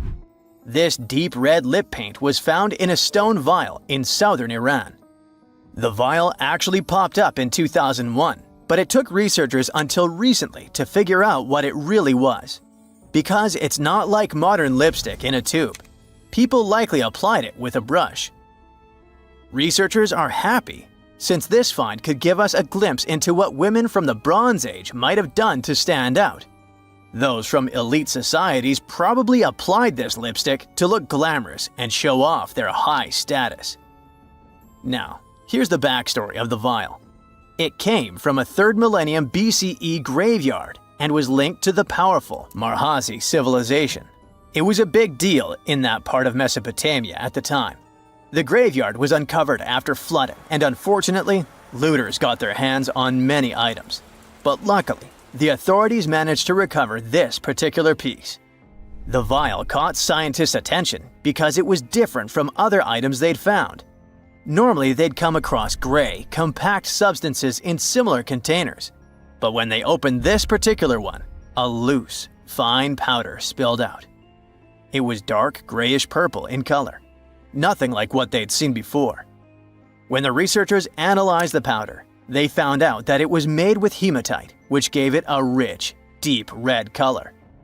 It also had other ingredients, like vegetable oils and waxes, making it really similar to what you'd expect in a modern lipstick. Apparently, back in the Bronze Age, makeup was a sign of luxury and superior status in that area. It showed off wealth and power, especially in elite circles. By the way, the researchers don't want to claim for sure that this is the world's oldest lipstick, because who knows? Something older might turn up someday. How about we move to Bulgaria right now and do some digging there? Wait. There's no need to take a spade and dirty your hands. An amazing discovery is already waiting for you. There they found a large marble statue. It's almost 7 feet tall, which might depict Hermes, a Greek deity. But the craziest thing is that it was buried in an ancient sewer for around 2,000 years. The statue is in really good shape, especially the head, which is super well preserved. There are some cracks in the hands, but overall, it's in surprisingly great condition, according to the scientific director of the excavation. And here's how they found the statue. The team was doing a routine dig in southwestern Bulgaria, near the Greek border. This area used to be part of the ancient city of Hieroglyphics, which dates back to the 4th century BCE. While digging, the researchers stumbled upon the statue's marble foot. From there, they carefully uncovered the rest of it. It was a total surprise for them, since they didn't expect to find anything like this. Right now, the team is working on safely removing the statue from the sewer. It's really heavy, so they're using a crane to lift it out and transport it to the History Museum in Petra. Once they restore and conserve it, the plan is to put it on display. Experts are very excited about this find. It could teach us more about the local culture in Hieroglyphics, which isn't a very well-known ancient site. Now, if you're dreaming of making discoveries like this one but don't have a degree, don't lose heart. Even an amateur can make a scientific breakthrough. For example, you could find a Roman dodecahedron. It's this weird, mysterious 12-sided metal object about the size of a grapefruit, and no one really knows what they're used for. Historians have been scratching their heads about these things for centuries. This particular dodecahedron was discovered last summer in a farmer's field near Norton Disney, about 35 miles southeast of Sheffield. A group of volunteers had already found Roman coins and brooches in the area, so they knew the field might hold more treasures. A geophysical survey had shown areas underground where the Earth's magnetic field was disturbed, hinting that something might have been hidden there. The team started digging trenches during a 2-week excavation. On the second to last day, in Trench 4, someone spotted the dodecahedron. Richard Parker, the group's secretary, was nearby making tea when he heard the shout. He said they were all shocked because they hadn't found much metal, and then, boom, that awesome artifact simply popped up. The extra cool thing about that dodecahedron was that it was complete, which is rare. Many others found before were broken or incomplete. Plus, it's larger than usual. Roman dodecahedrons can be as small as a golf ball, but this one is closer to a grapefruit. Now, the dodecahedron is on display at a local museum.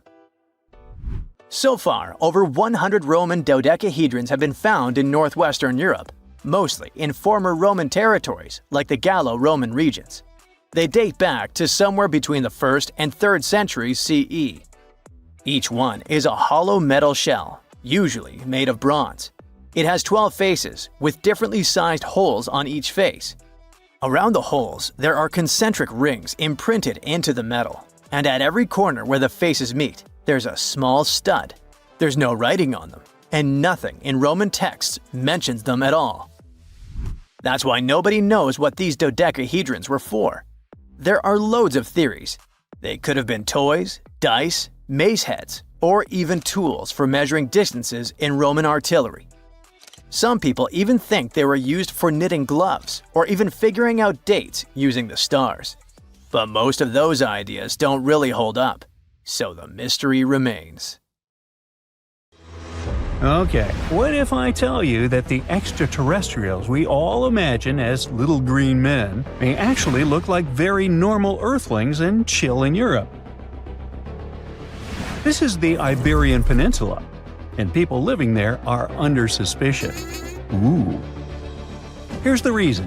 Somehow, parts of the most important artifacts that the Iberian civilization called Treasure of Valena are made of metal that simply can't be found on Earth, because it's metal from a meteorite. Now let's tackle this step by step. This is the artifact itself, and it's composed of 59 different objects. Bowls, bottles, and bracelets. Is there a pattern there with all those bees? In total, the find weighs around 20 pounds, of which 18 pounds are 23.5 karat gold. Now, if you're not a metal specialist, I'll clarify it for you right away. For comparison, 23 karat gold is 95.8% pure gold, so 23.5 karat is even purer. The remaining percentage goes to other metals to help add strength and durability to the precious alloy. There was also silver, iron, and amber in that set. The artifact could have been pretty straightforward, but for these two, let's call them imposters. Look at this wrought iron bracelet and this hollow hemisphere. Can you see that? Those rusty lines on the hemisphere and the overall weird color of the bracelet do stand out, since everything else is made of purest gold.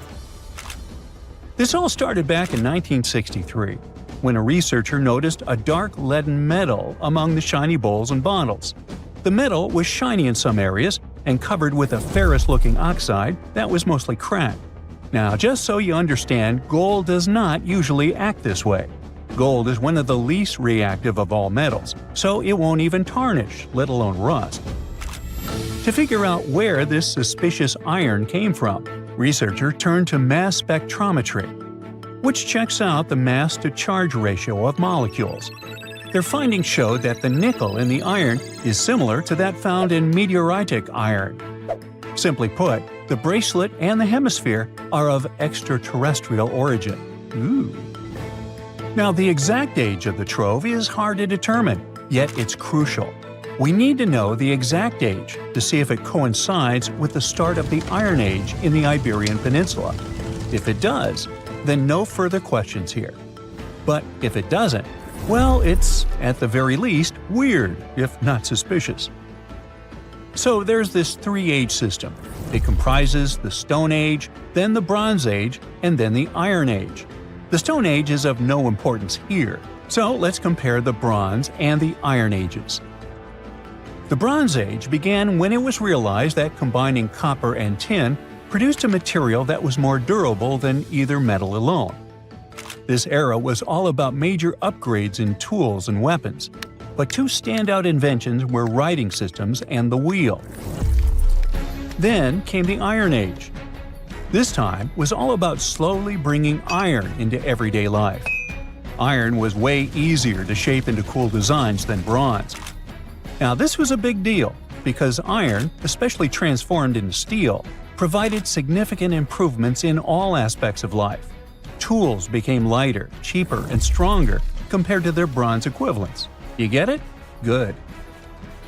So researchers have long debated whether the treasure dates back to the post-Argaric era or the latter part of the Bronze Age. The most recent study claims that those artifacts were created in 1400 to 1200 BCE, and something really doesn't add up. First off, the Iron Age began around 500 years after these artifacts were crafted. Plus, ancient craftsmen couldn't know back then how to work with metals that landed on Earth approximately 1 million years ago. And while the dates are really hard to explain, there is a logical explanation for the craftsmanship.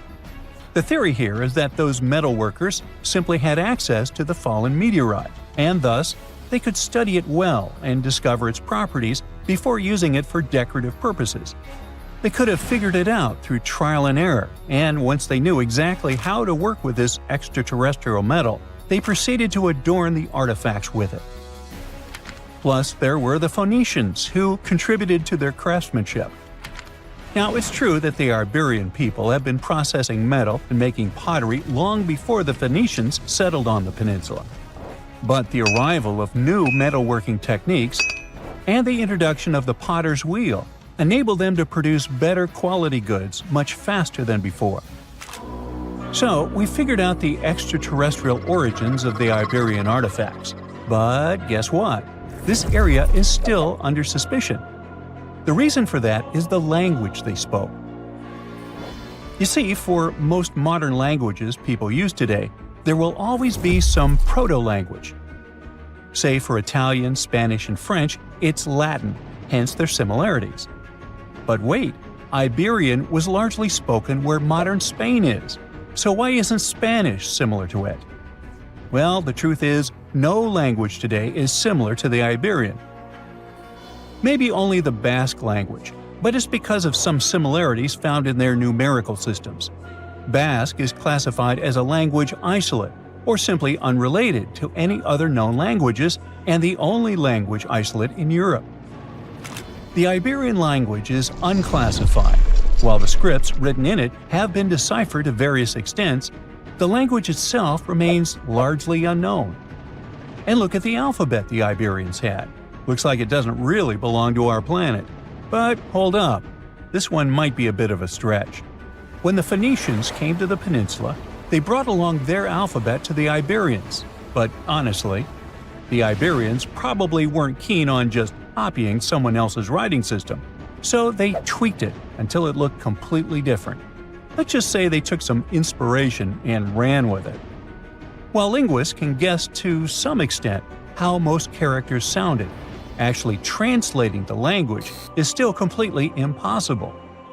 The Iberian language was non-Indo-European and faded away over 2,000 years ago. And there aren't any similar languages left to help us out. Super frustrating, right? Yeah. We got over 2,000 Iberian inscriptions from tombs, coins, potteries, lead plates, and even cave wall carvings. But aside from a handful of words, we're totally in the dark about what they mean. Now, if we could understand their language, we might have learned that they were great thinkers and all, but we can only contemplate the works of art they left. Iberian culture has a lot of amazing stuff made by talented artisans.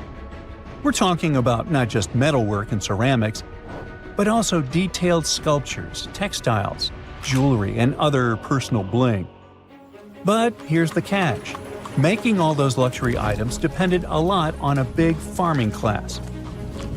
At the heart of Iberian society, most folks were involved in farming and taking care of livestock. Depending on where you were, the types of farming varied. For example, up in the north, they were all about growing grains, while down in Valencia, they focused on producing olive oil and other agricultural aspects. In the west, raising animals was the name of the game. Still, we don't have much information about the day-to-day lives of the many people doing this essential work. Yet, on the flip side, we know a lot about the upper class of Iberian society, who control these agricultural resources and hire the artisans.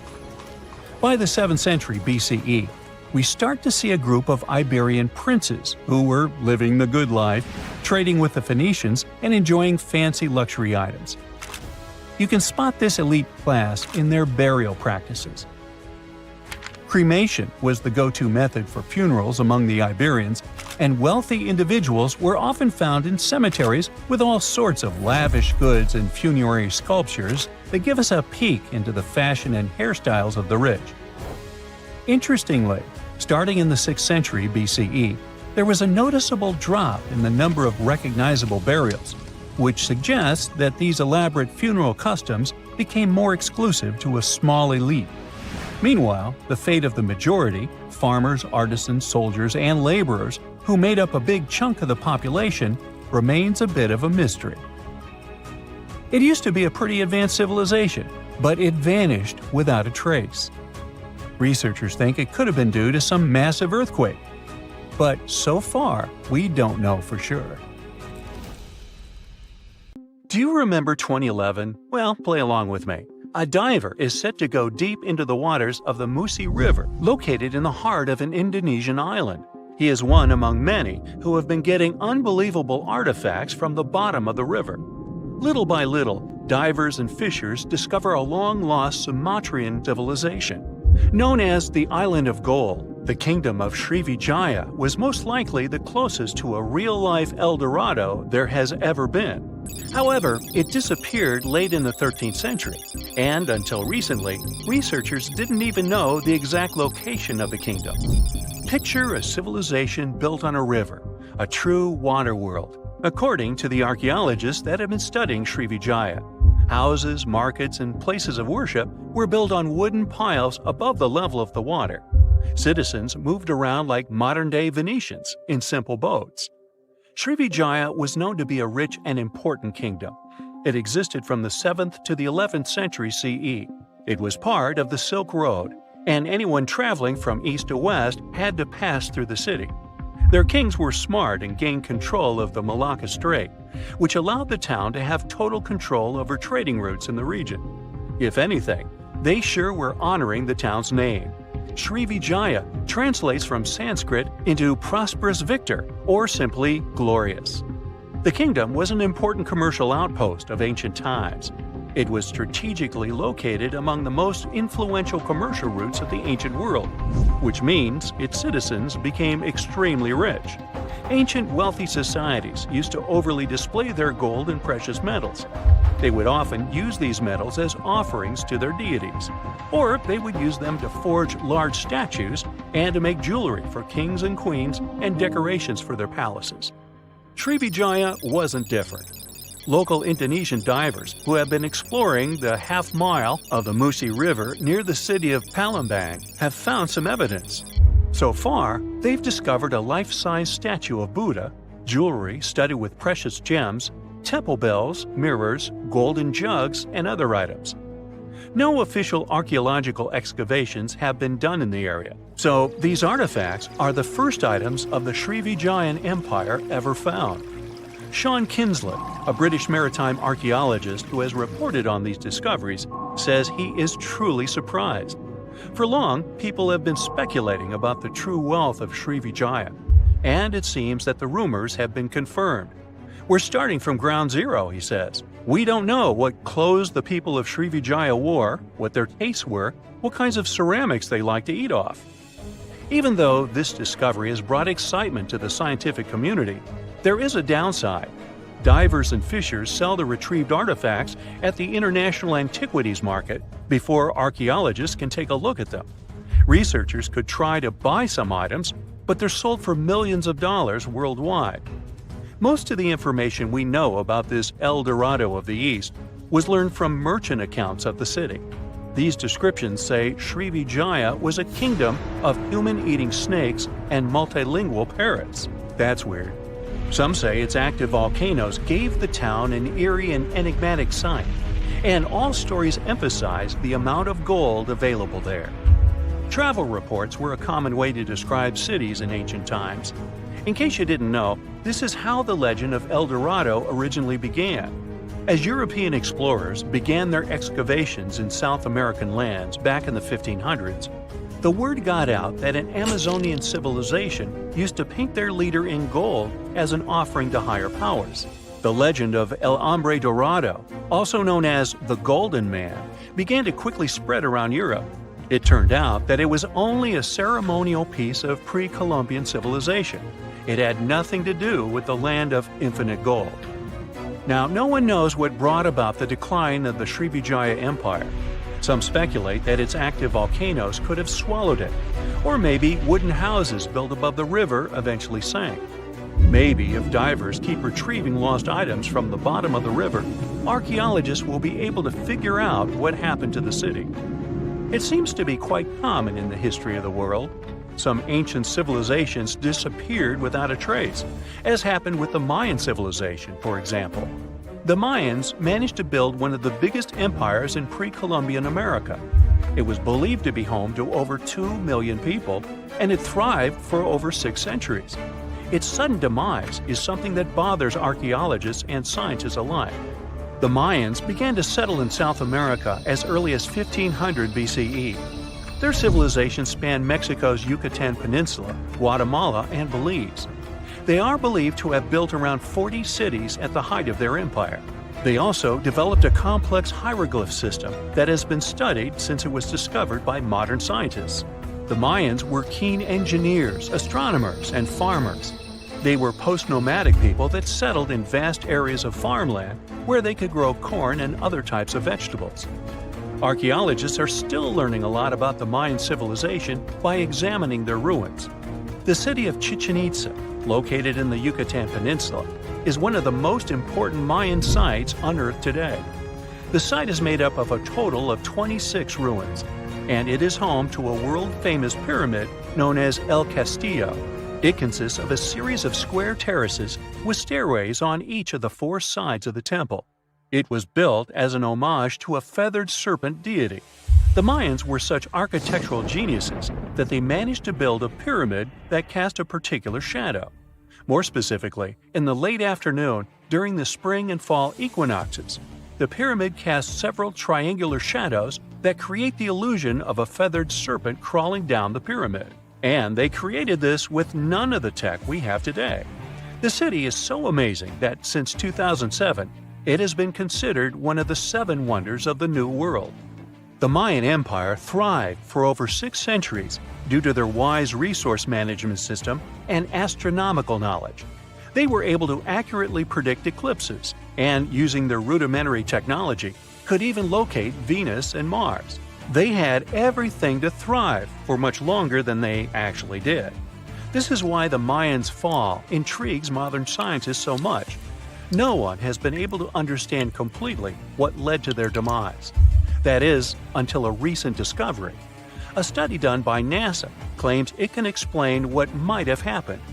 Scientists have uncovered a sample of pollen trapped for over 1,200 years in ancient layers of lake sediment, which dates back to the time just before the collapse of the civilization.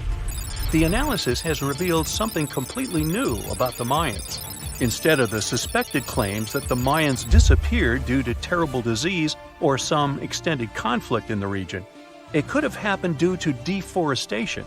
Perhaps to build their entire empire, they had to cut a lot of trees. Without trees, their soil could have eroded, and all their fertile lands could have slowly and gradually become barren. According to NASA scientists, the temperatures in the region could have risen by about 6 degrees, and from that point on, the land would have become even drier and crops more difficult to grow. Basically, NASA says that the Mayans couldn't do the sole thing that made them thrive, which was agriculture, and their kingdom began to decline. Oh yeah, and this theory was supported by yet another find. Archaeologists found skeletons from the time of the empire. Those had prominent signs of malnutrition. This theory might really shed new light on Mayan history. It could explain what brought down such a powerful civilization. So, what do you say? Which theory is true? Have we actually managed to find out the reason for the fall of the Mayan Empire? They found the tomb of a royal doctor who lived over 4,000 years ago, a man who held pharaohs' lives in his hands. This man knew secrets that only deities and kings were allowed to hear. And yet, when they opened his tomb in 2024, there was no body, just vivid paintings, untouched by time, and cryptic symbols carved into stone. Who was he, and why was he buried with spells linked to a scorpion deity? The tomb was buried deep beneath the sands of Saqqara. The doctor's name was Tete Nebefu. He lived around 4,100 years ago, during one of Egypt's most mysterious turning points, right at the edge of glory and collapse. These were the final days of Egypt's Old Kingdom. The sun still glinted off freshly built pyramids, but the shadows were already creeping in.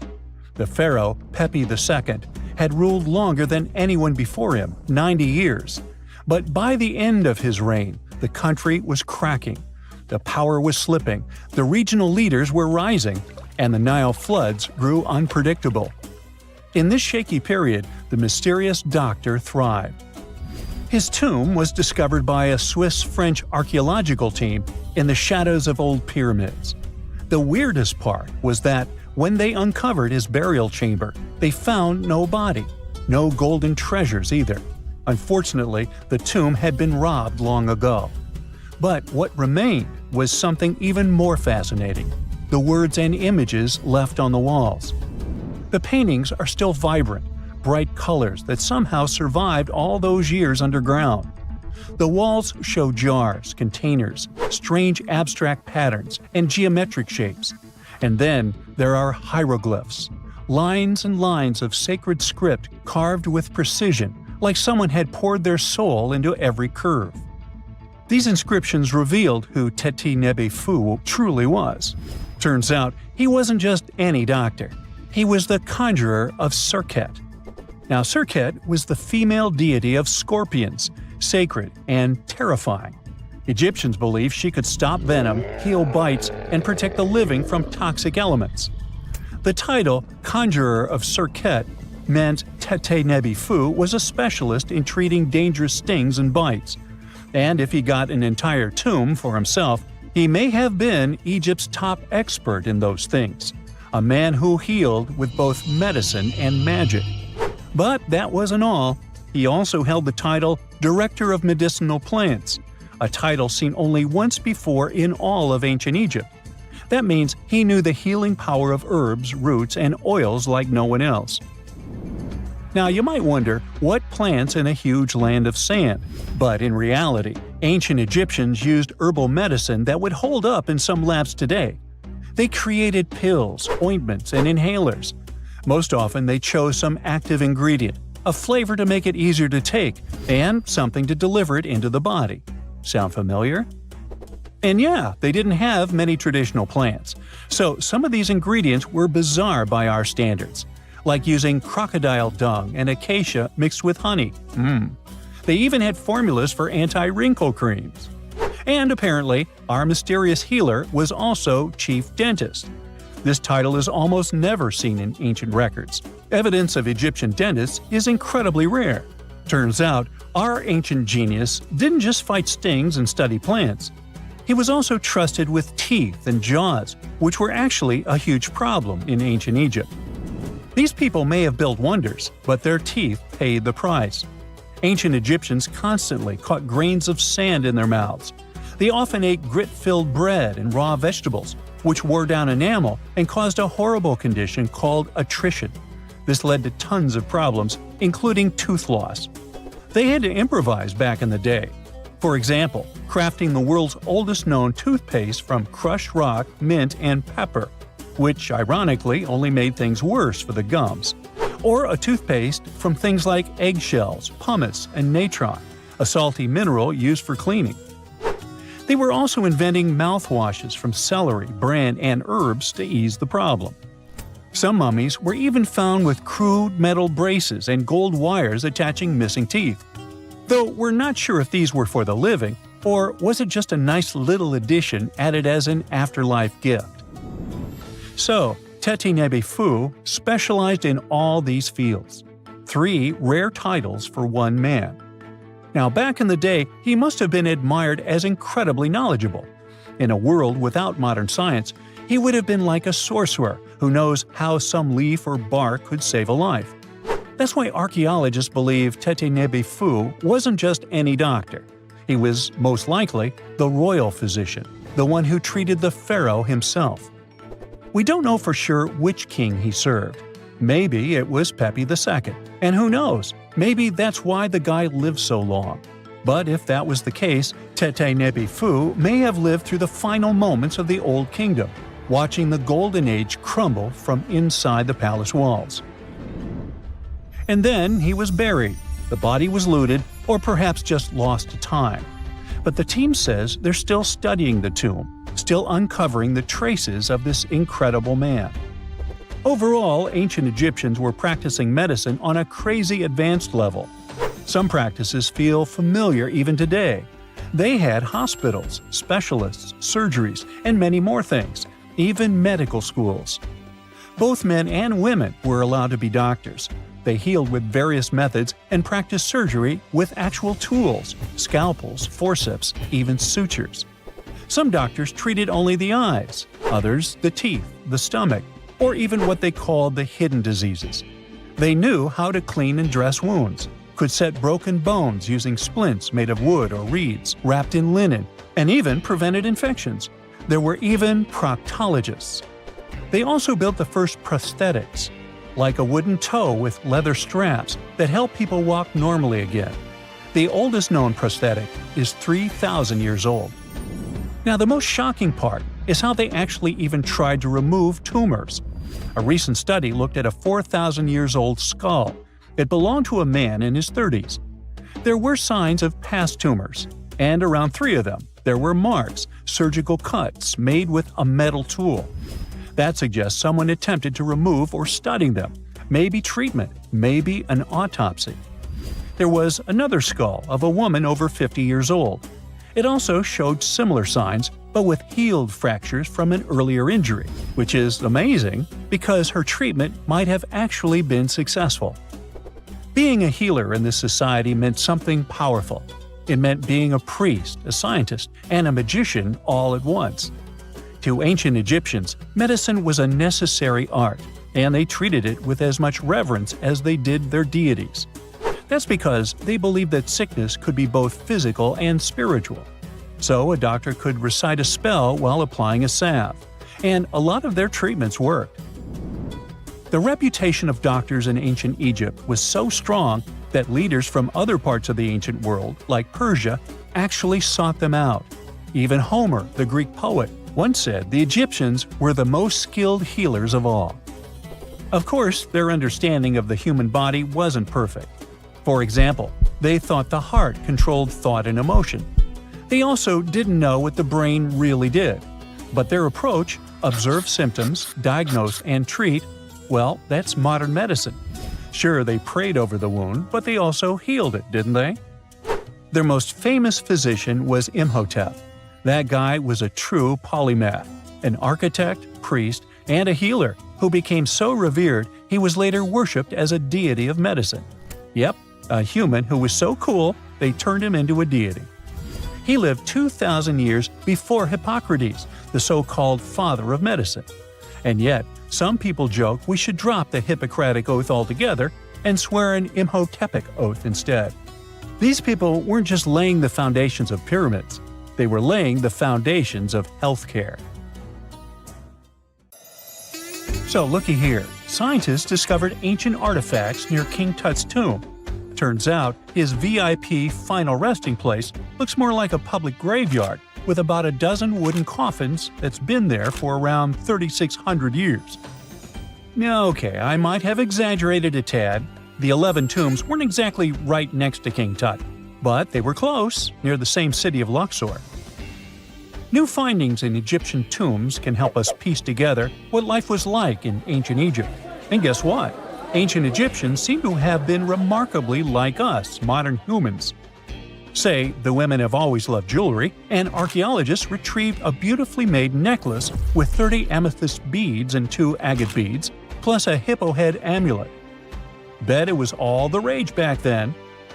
Researchers also discovered 2 copper mirrors. One had a handle shaped like a lotus, and the other was decorated with Hathor, the ancient Egyptian deity of the sky, women, fertility, and love. These recent excavations near Tutankhamun's burial site led to another jaw-dropping revelation. For the first time in thousands of years, fragments of Queen Hatshepsut's Valley Temple were uncovered. This fearless woman was thought to be the second female pharaoh, who ruled with both courage and wisdom, leaving a legacy as solid as the stones themselves. Her temple, hidden for ages, opens a window into a time filled with power, intrigue, and spiritual devotion. Archaeologists found over 1,000 beautifully decorated stone blocks on the outskirts of Hatshepsut's funerary temple.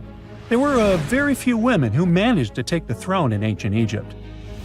Another tomb was found nearby, and it belonged to the overseer of Queen Teti Sheri's palace, whose name was Jehuti-Mez.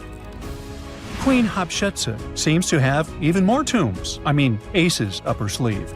These tombs were carved into the rock instead of being built as pyramids, showing a unique ancient perspective on how to protect the soul in the afterlife. Experts managed to retrieve some cool ancient pieces from the site. Toys made of clay, mummy masks, winged scarabs, and some amulets. Sadly, there surely used to be way more artifacts, but over the last centuries, there have been people other than archaeologists to stumble upon this site. It's likely that looters got to these tombs before them and may have taken some valuable items. But they did leave behind some cool stuff for the researchers, like pottery used for offerings of bread and meat, along with archers' bows that connect the tomb's owners to the Egyptian military. Meanwhile, soul protection is way more important than you might think. especially if you're roaming around Luxor looking for ancient secrets. You aren't scared of King Tut's curse, are you? Let me tell you what happened to those who weren't scared, but promise me to take it with a dash of salt, okay?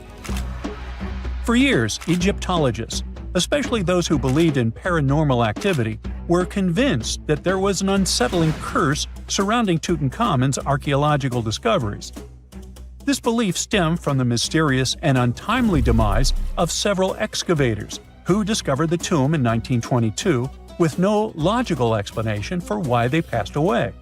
It was just easier to chalk it up to something supernatural and avoid the whole mess. But it turns out it wasn't a curse at all.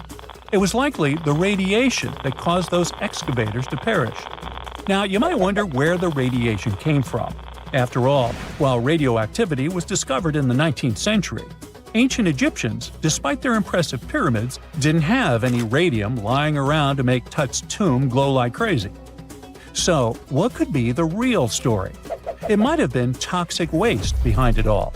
Toxic levels of radiation from uranium and hazardous waste have been lurking inside the tomb since it was sealed over 3,000 years ago. The burial chamber of Tutankhamun's tomb reportedly has such high radiation levels that anyone who steps inside could easily end up with a fatal dose of radiation sickness or an incurable condition. By the way, you can have a somewhat similar level of radioactivity if you don't get rid of those moldy dinner leftovers you left to perish in your fridge a month ago. But this radioactivity isn't exclusive to Tutankhamun's tomb. Ancient Egyptian artifacts discovery is rewarding yet dangerous due to unusually high radiation levels in Old Kingdom tombs all over Egypt.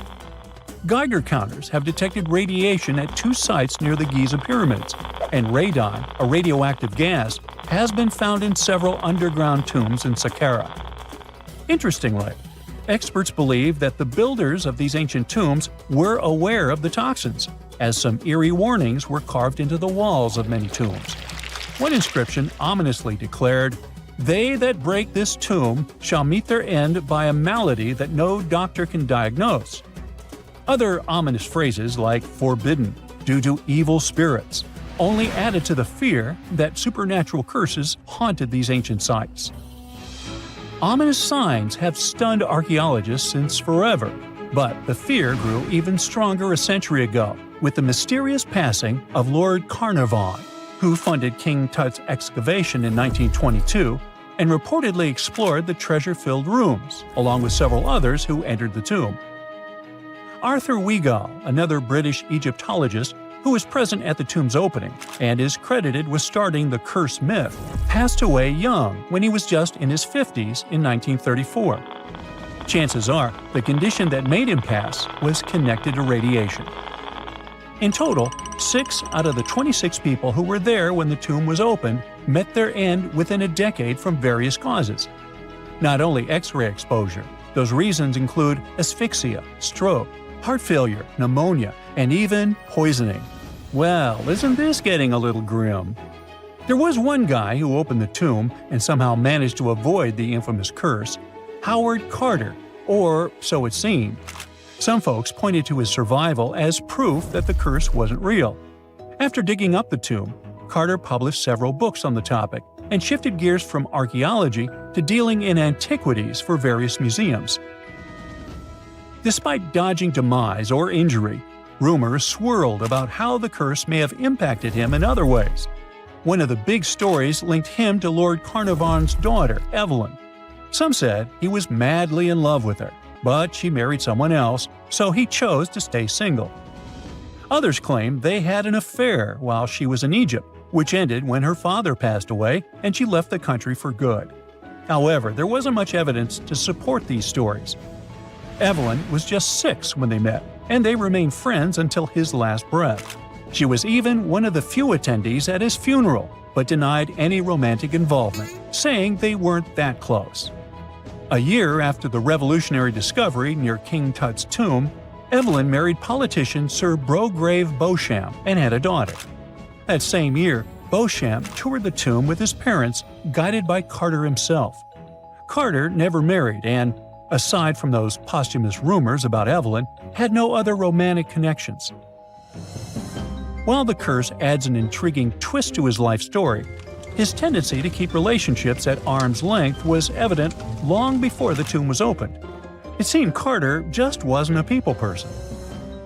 In 1939, after battling a serious illness, he ultimately succumbed to fate. He was 64, which was a pretty common life expectancy in the UK back then, so no one really thought it was off and linked it to an ancient curse. When he passed, it turned out he had several artifacts from Tutankhamun's tomb in his London apartment, which were eventually sent back to Egypt, marking what some viewed as the curse's end. Who knows? Maybe if he hadn't had all those ancient souvenirs at his place, he would have lived way longer. But all the other demises might seem off. The curse theory was likely fueled by some strange events during the excavation. Carnarvon got a mosquito bite that became severely infected, and around the time they opened the tomb, Cairo experienced a bizarre power outage and a freak sandstorm. Back in England, the Earl's dog, Susie, managed to escape from Carnarvon's house and began barking frantically at seemingly nothing. At least that's what the staff and family saw. Strangely enough, at the very moment her owner's heart stopped, Susie started howling and fell down without showing any signs of life. Maybe radiation didn't play a crucial role after all, and those were indeed ancient artifacts from King Tut's tomb that made them all perish. Spooky, huh? Archaeologists have been studying Petra in Jordan for 200 years, and in 2024, they found something they had never seen before. It's a tomb with at least 12 complete human skeletons and artifacts that are over 2,000 years old right in front of the treasury. Bronze, iron, and ceramic items were placed with the deceased, which shows how people honored their loved ones when they passed away. It's a rare chance for scientists to learn more about the Nabateans, an ancient group of Arabian nomads who built Petra. The objects found in the tomb under Petra's treasury are in amazing condition, but the skeletons became fragile because it's damp inside the tomb. They plan to study the remains and extract DNA to see if the people in the tomb were related. While some scientists are solving tomb mysteries, others have trained AI to find new ancient sites for them. They've created an algorithm that works with a special type of satellite imagery. This technique uses radio waves that can peek under things like sand, soil, and even ice to find hidden objects. AI will help search a huge desert on the Arabian Peninsula called the Empty Quarter for archaeological treasures. The lead scientists of the experiment trained the algorithm to recognize hidden locations using data from a site they had found before. The new tech can discover buried structures within 20 inches, which is very precise. Another groundbreaking tech, LiDAR, which means light detection and ranging, helped archaeologists reveal new hidden cities all around the world. LiDAR can see big structures beneath layers of vegetation and map even subtle changes in ancient landscapes. They use it to scan large areas from a small plane flying over places that aren't so easy to study from the ground, like dense jungle. In 2024 alone, they found new Maya settlements in southern Mexico, gardens, roads, and rivers in Ecuador's Amazon rainforest, ancient ruins on the Pacific island of Tonga, and the remains of 2 medieval cities along the Silk Road route in Uzbekistan. Maybe some smart technology can also explain what Marge Simpson is doing on Earth in an ancient Egyptian tomb from 3,000 years ago. The drawing, featuring a woman with yellow-colored skin, a blue crown, and a green outfit, is alarmingly like the famous cartoon character. If you don't see a resemblance here, I hope you'll at least enjoy an amazingly well-preserved necklace with amethyst and agate beads. It's from another recent find from Egypt, an ancient tomb with 11 sealed burials near Luxor. Archaeologists also found 2 copper mirrors, one with a lotus-shaped handle and the second with a unique design of the deity of the sky, women, fertility, and love in ancient Egypt. The hair of the figurine was originally made from almost 4,000 mud beads. Another awesome find from 2024 is an ancient Greek shrine with intact burials, a sarcophagus, and plenty of gold inside. They think it was built before the year 300 before the Common Era, and the marble lions, also found inside, were made from the same marble as the Parthenon in Athens. Greece is so full of ancient treasures that the city of Thessaloniki will house around 300,000 of those artifacts in their new subway system. Meanwhile, archaeologists in France have found a monument unlike any other, and they can't figure out what it was used for. It's direct proof that people used to live here between the Neolithic and the early Iron Age periods. The coolest part is a monument made of 3 unique shapes that fit together like puzzle pieces. Some gravel found in the monument could mean there used to be a wooden fence called a palisade. People who built it probably used it for protection or decoration. The team studied the layers of soil around the monument to learn more about its origins. The only tools found so far were sharp flint stones, not the cartoon characters, which were used during the Neolithic period. The next step will be radiocarbon dating to figure out exactly how old the site is. Now, the oldest saddle ever found so far was found in the grave of a woman near the edge of the Taklamakan Desert in northwest China. This saddle is the oldest ever discovered. It was crafted from pieces of leather that were sewn together and stuffed with straw and animal hair to make it soft.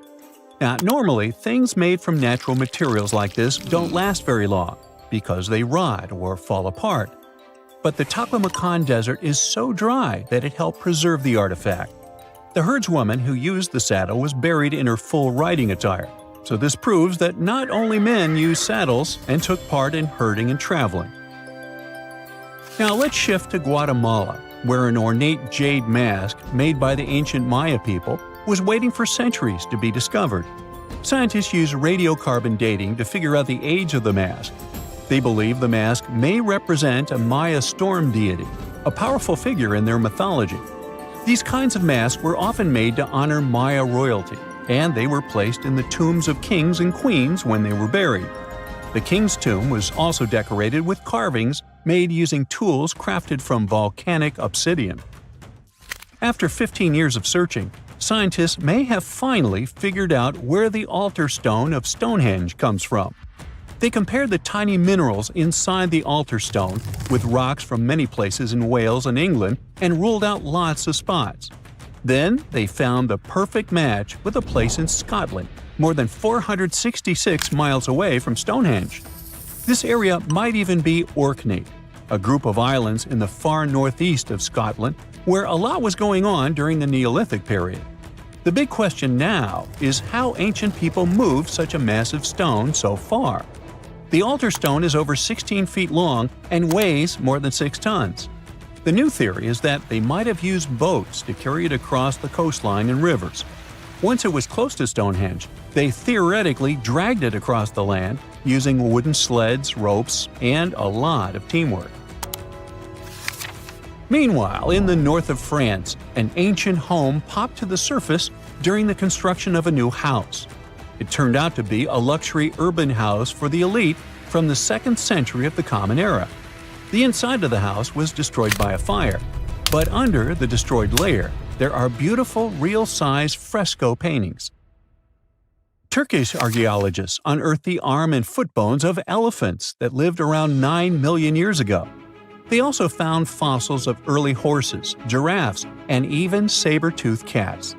They've already identified 43 distinct types of animals from this site and collected more than 4,000 fossils. One more cool find from Turkey is a 64,000-year-old workshop inside Incasia Cave. It looks like people used it for 24,000 years non-stop. There are some tools inside, like flakes and blades, which were made inside the workshop. In eastern Turkey, a farmer accidentally found a 1,000-square-foot mosaic from the late Roman or early Byzantine period just beneath the dirt. Experts say it's a one-of-a-kind thing from this region, and it's still in one piece after all this time. The pattern shows dozens of trees, plants, and animals that were found in ancient Turkey. There could be more treasures in the area, so they plan to keep digging. Our final stop will be in Sicily, where archaeologists uncovered a huge ancient thermal complex. Inside, they found 2 rooms with floors covered in colorful mosaic designs, along with a large courtyard surrounded by arched wings. As they kept digging, they discovered more parts of the ancient city. They found new roads and the remains of a huge complex, along with stretches of old stone walls that were part of the city's fortifications. These discoveries are helping scientists imagine what the city might have looked like during ancient times. No one knows for sure whether the bathhouse was built by the Greeks or the Romans.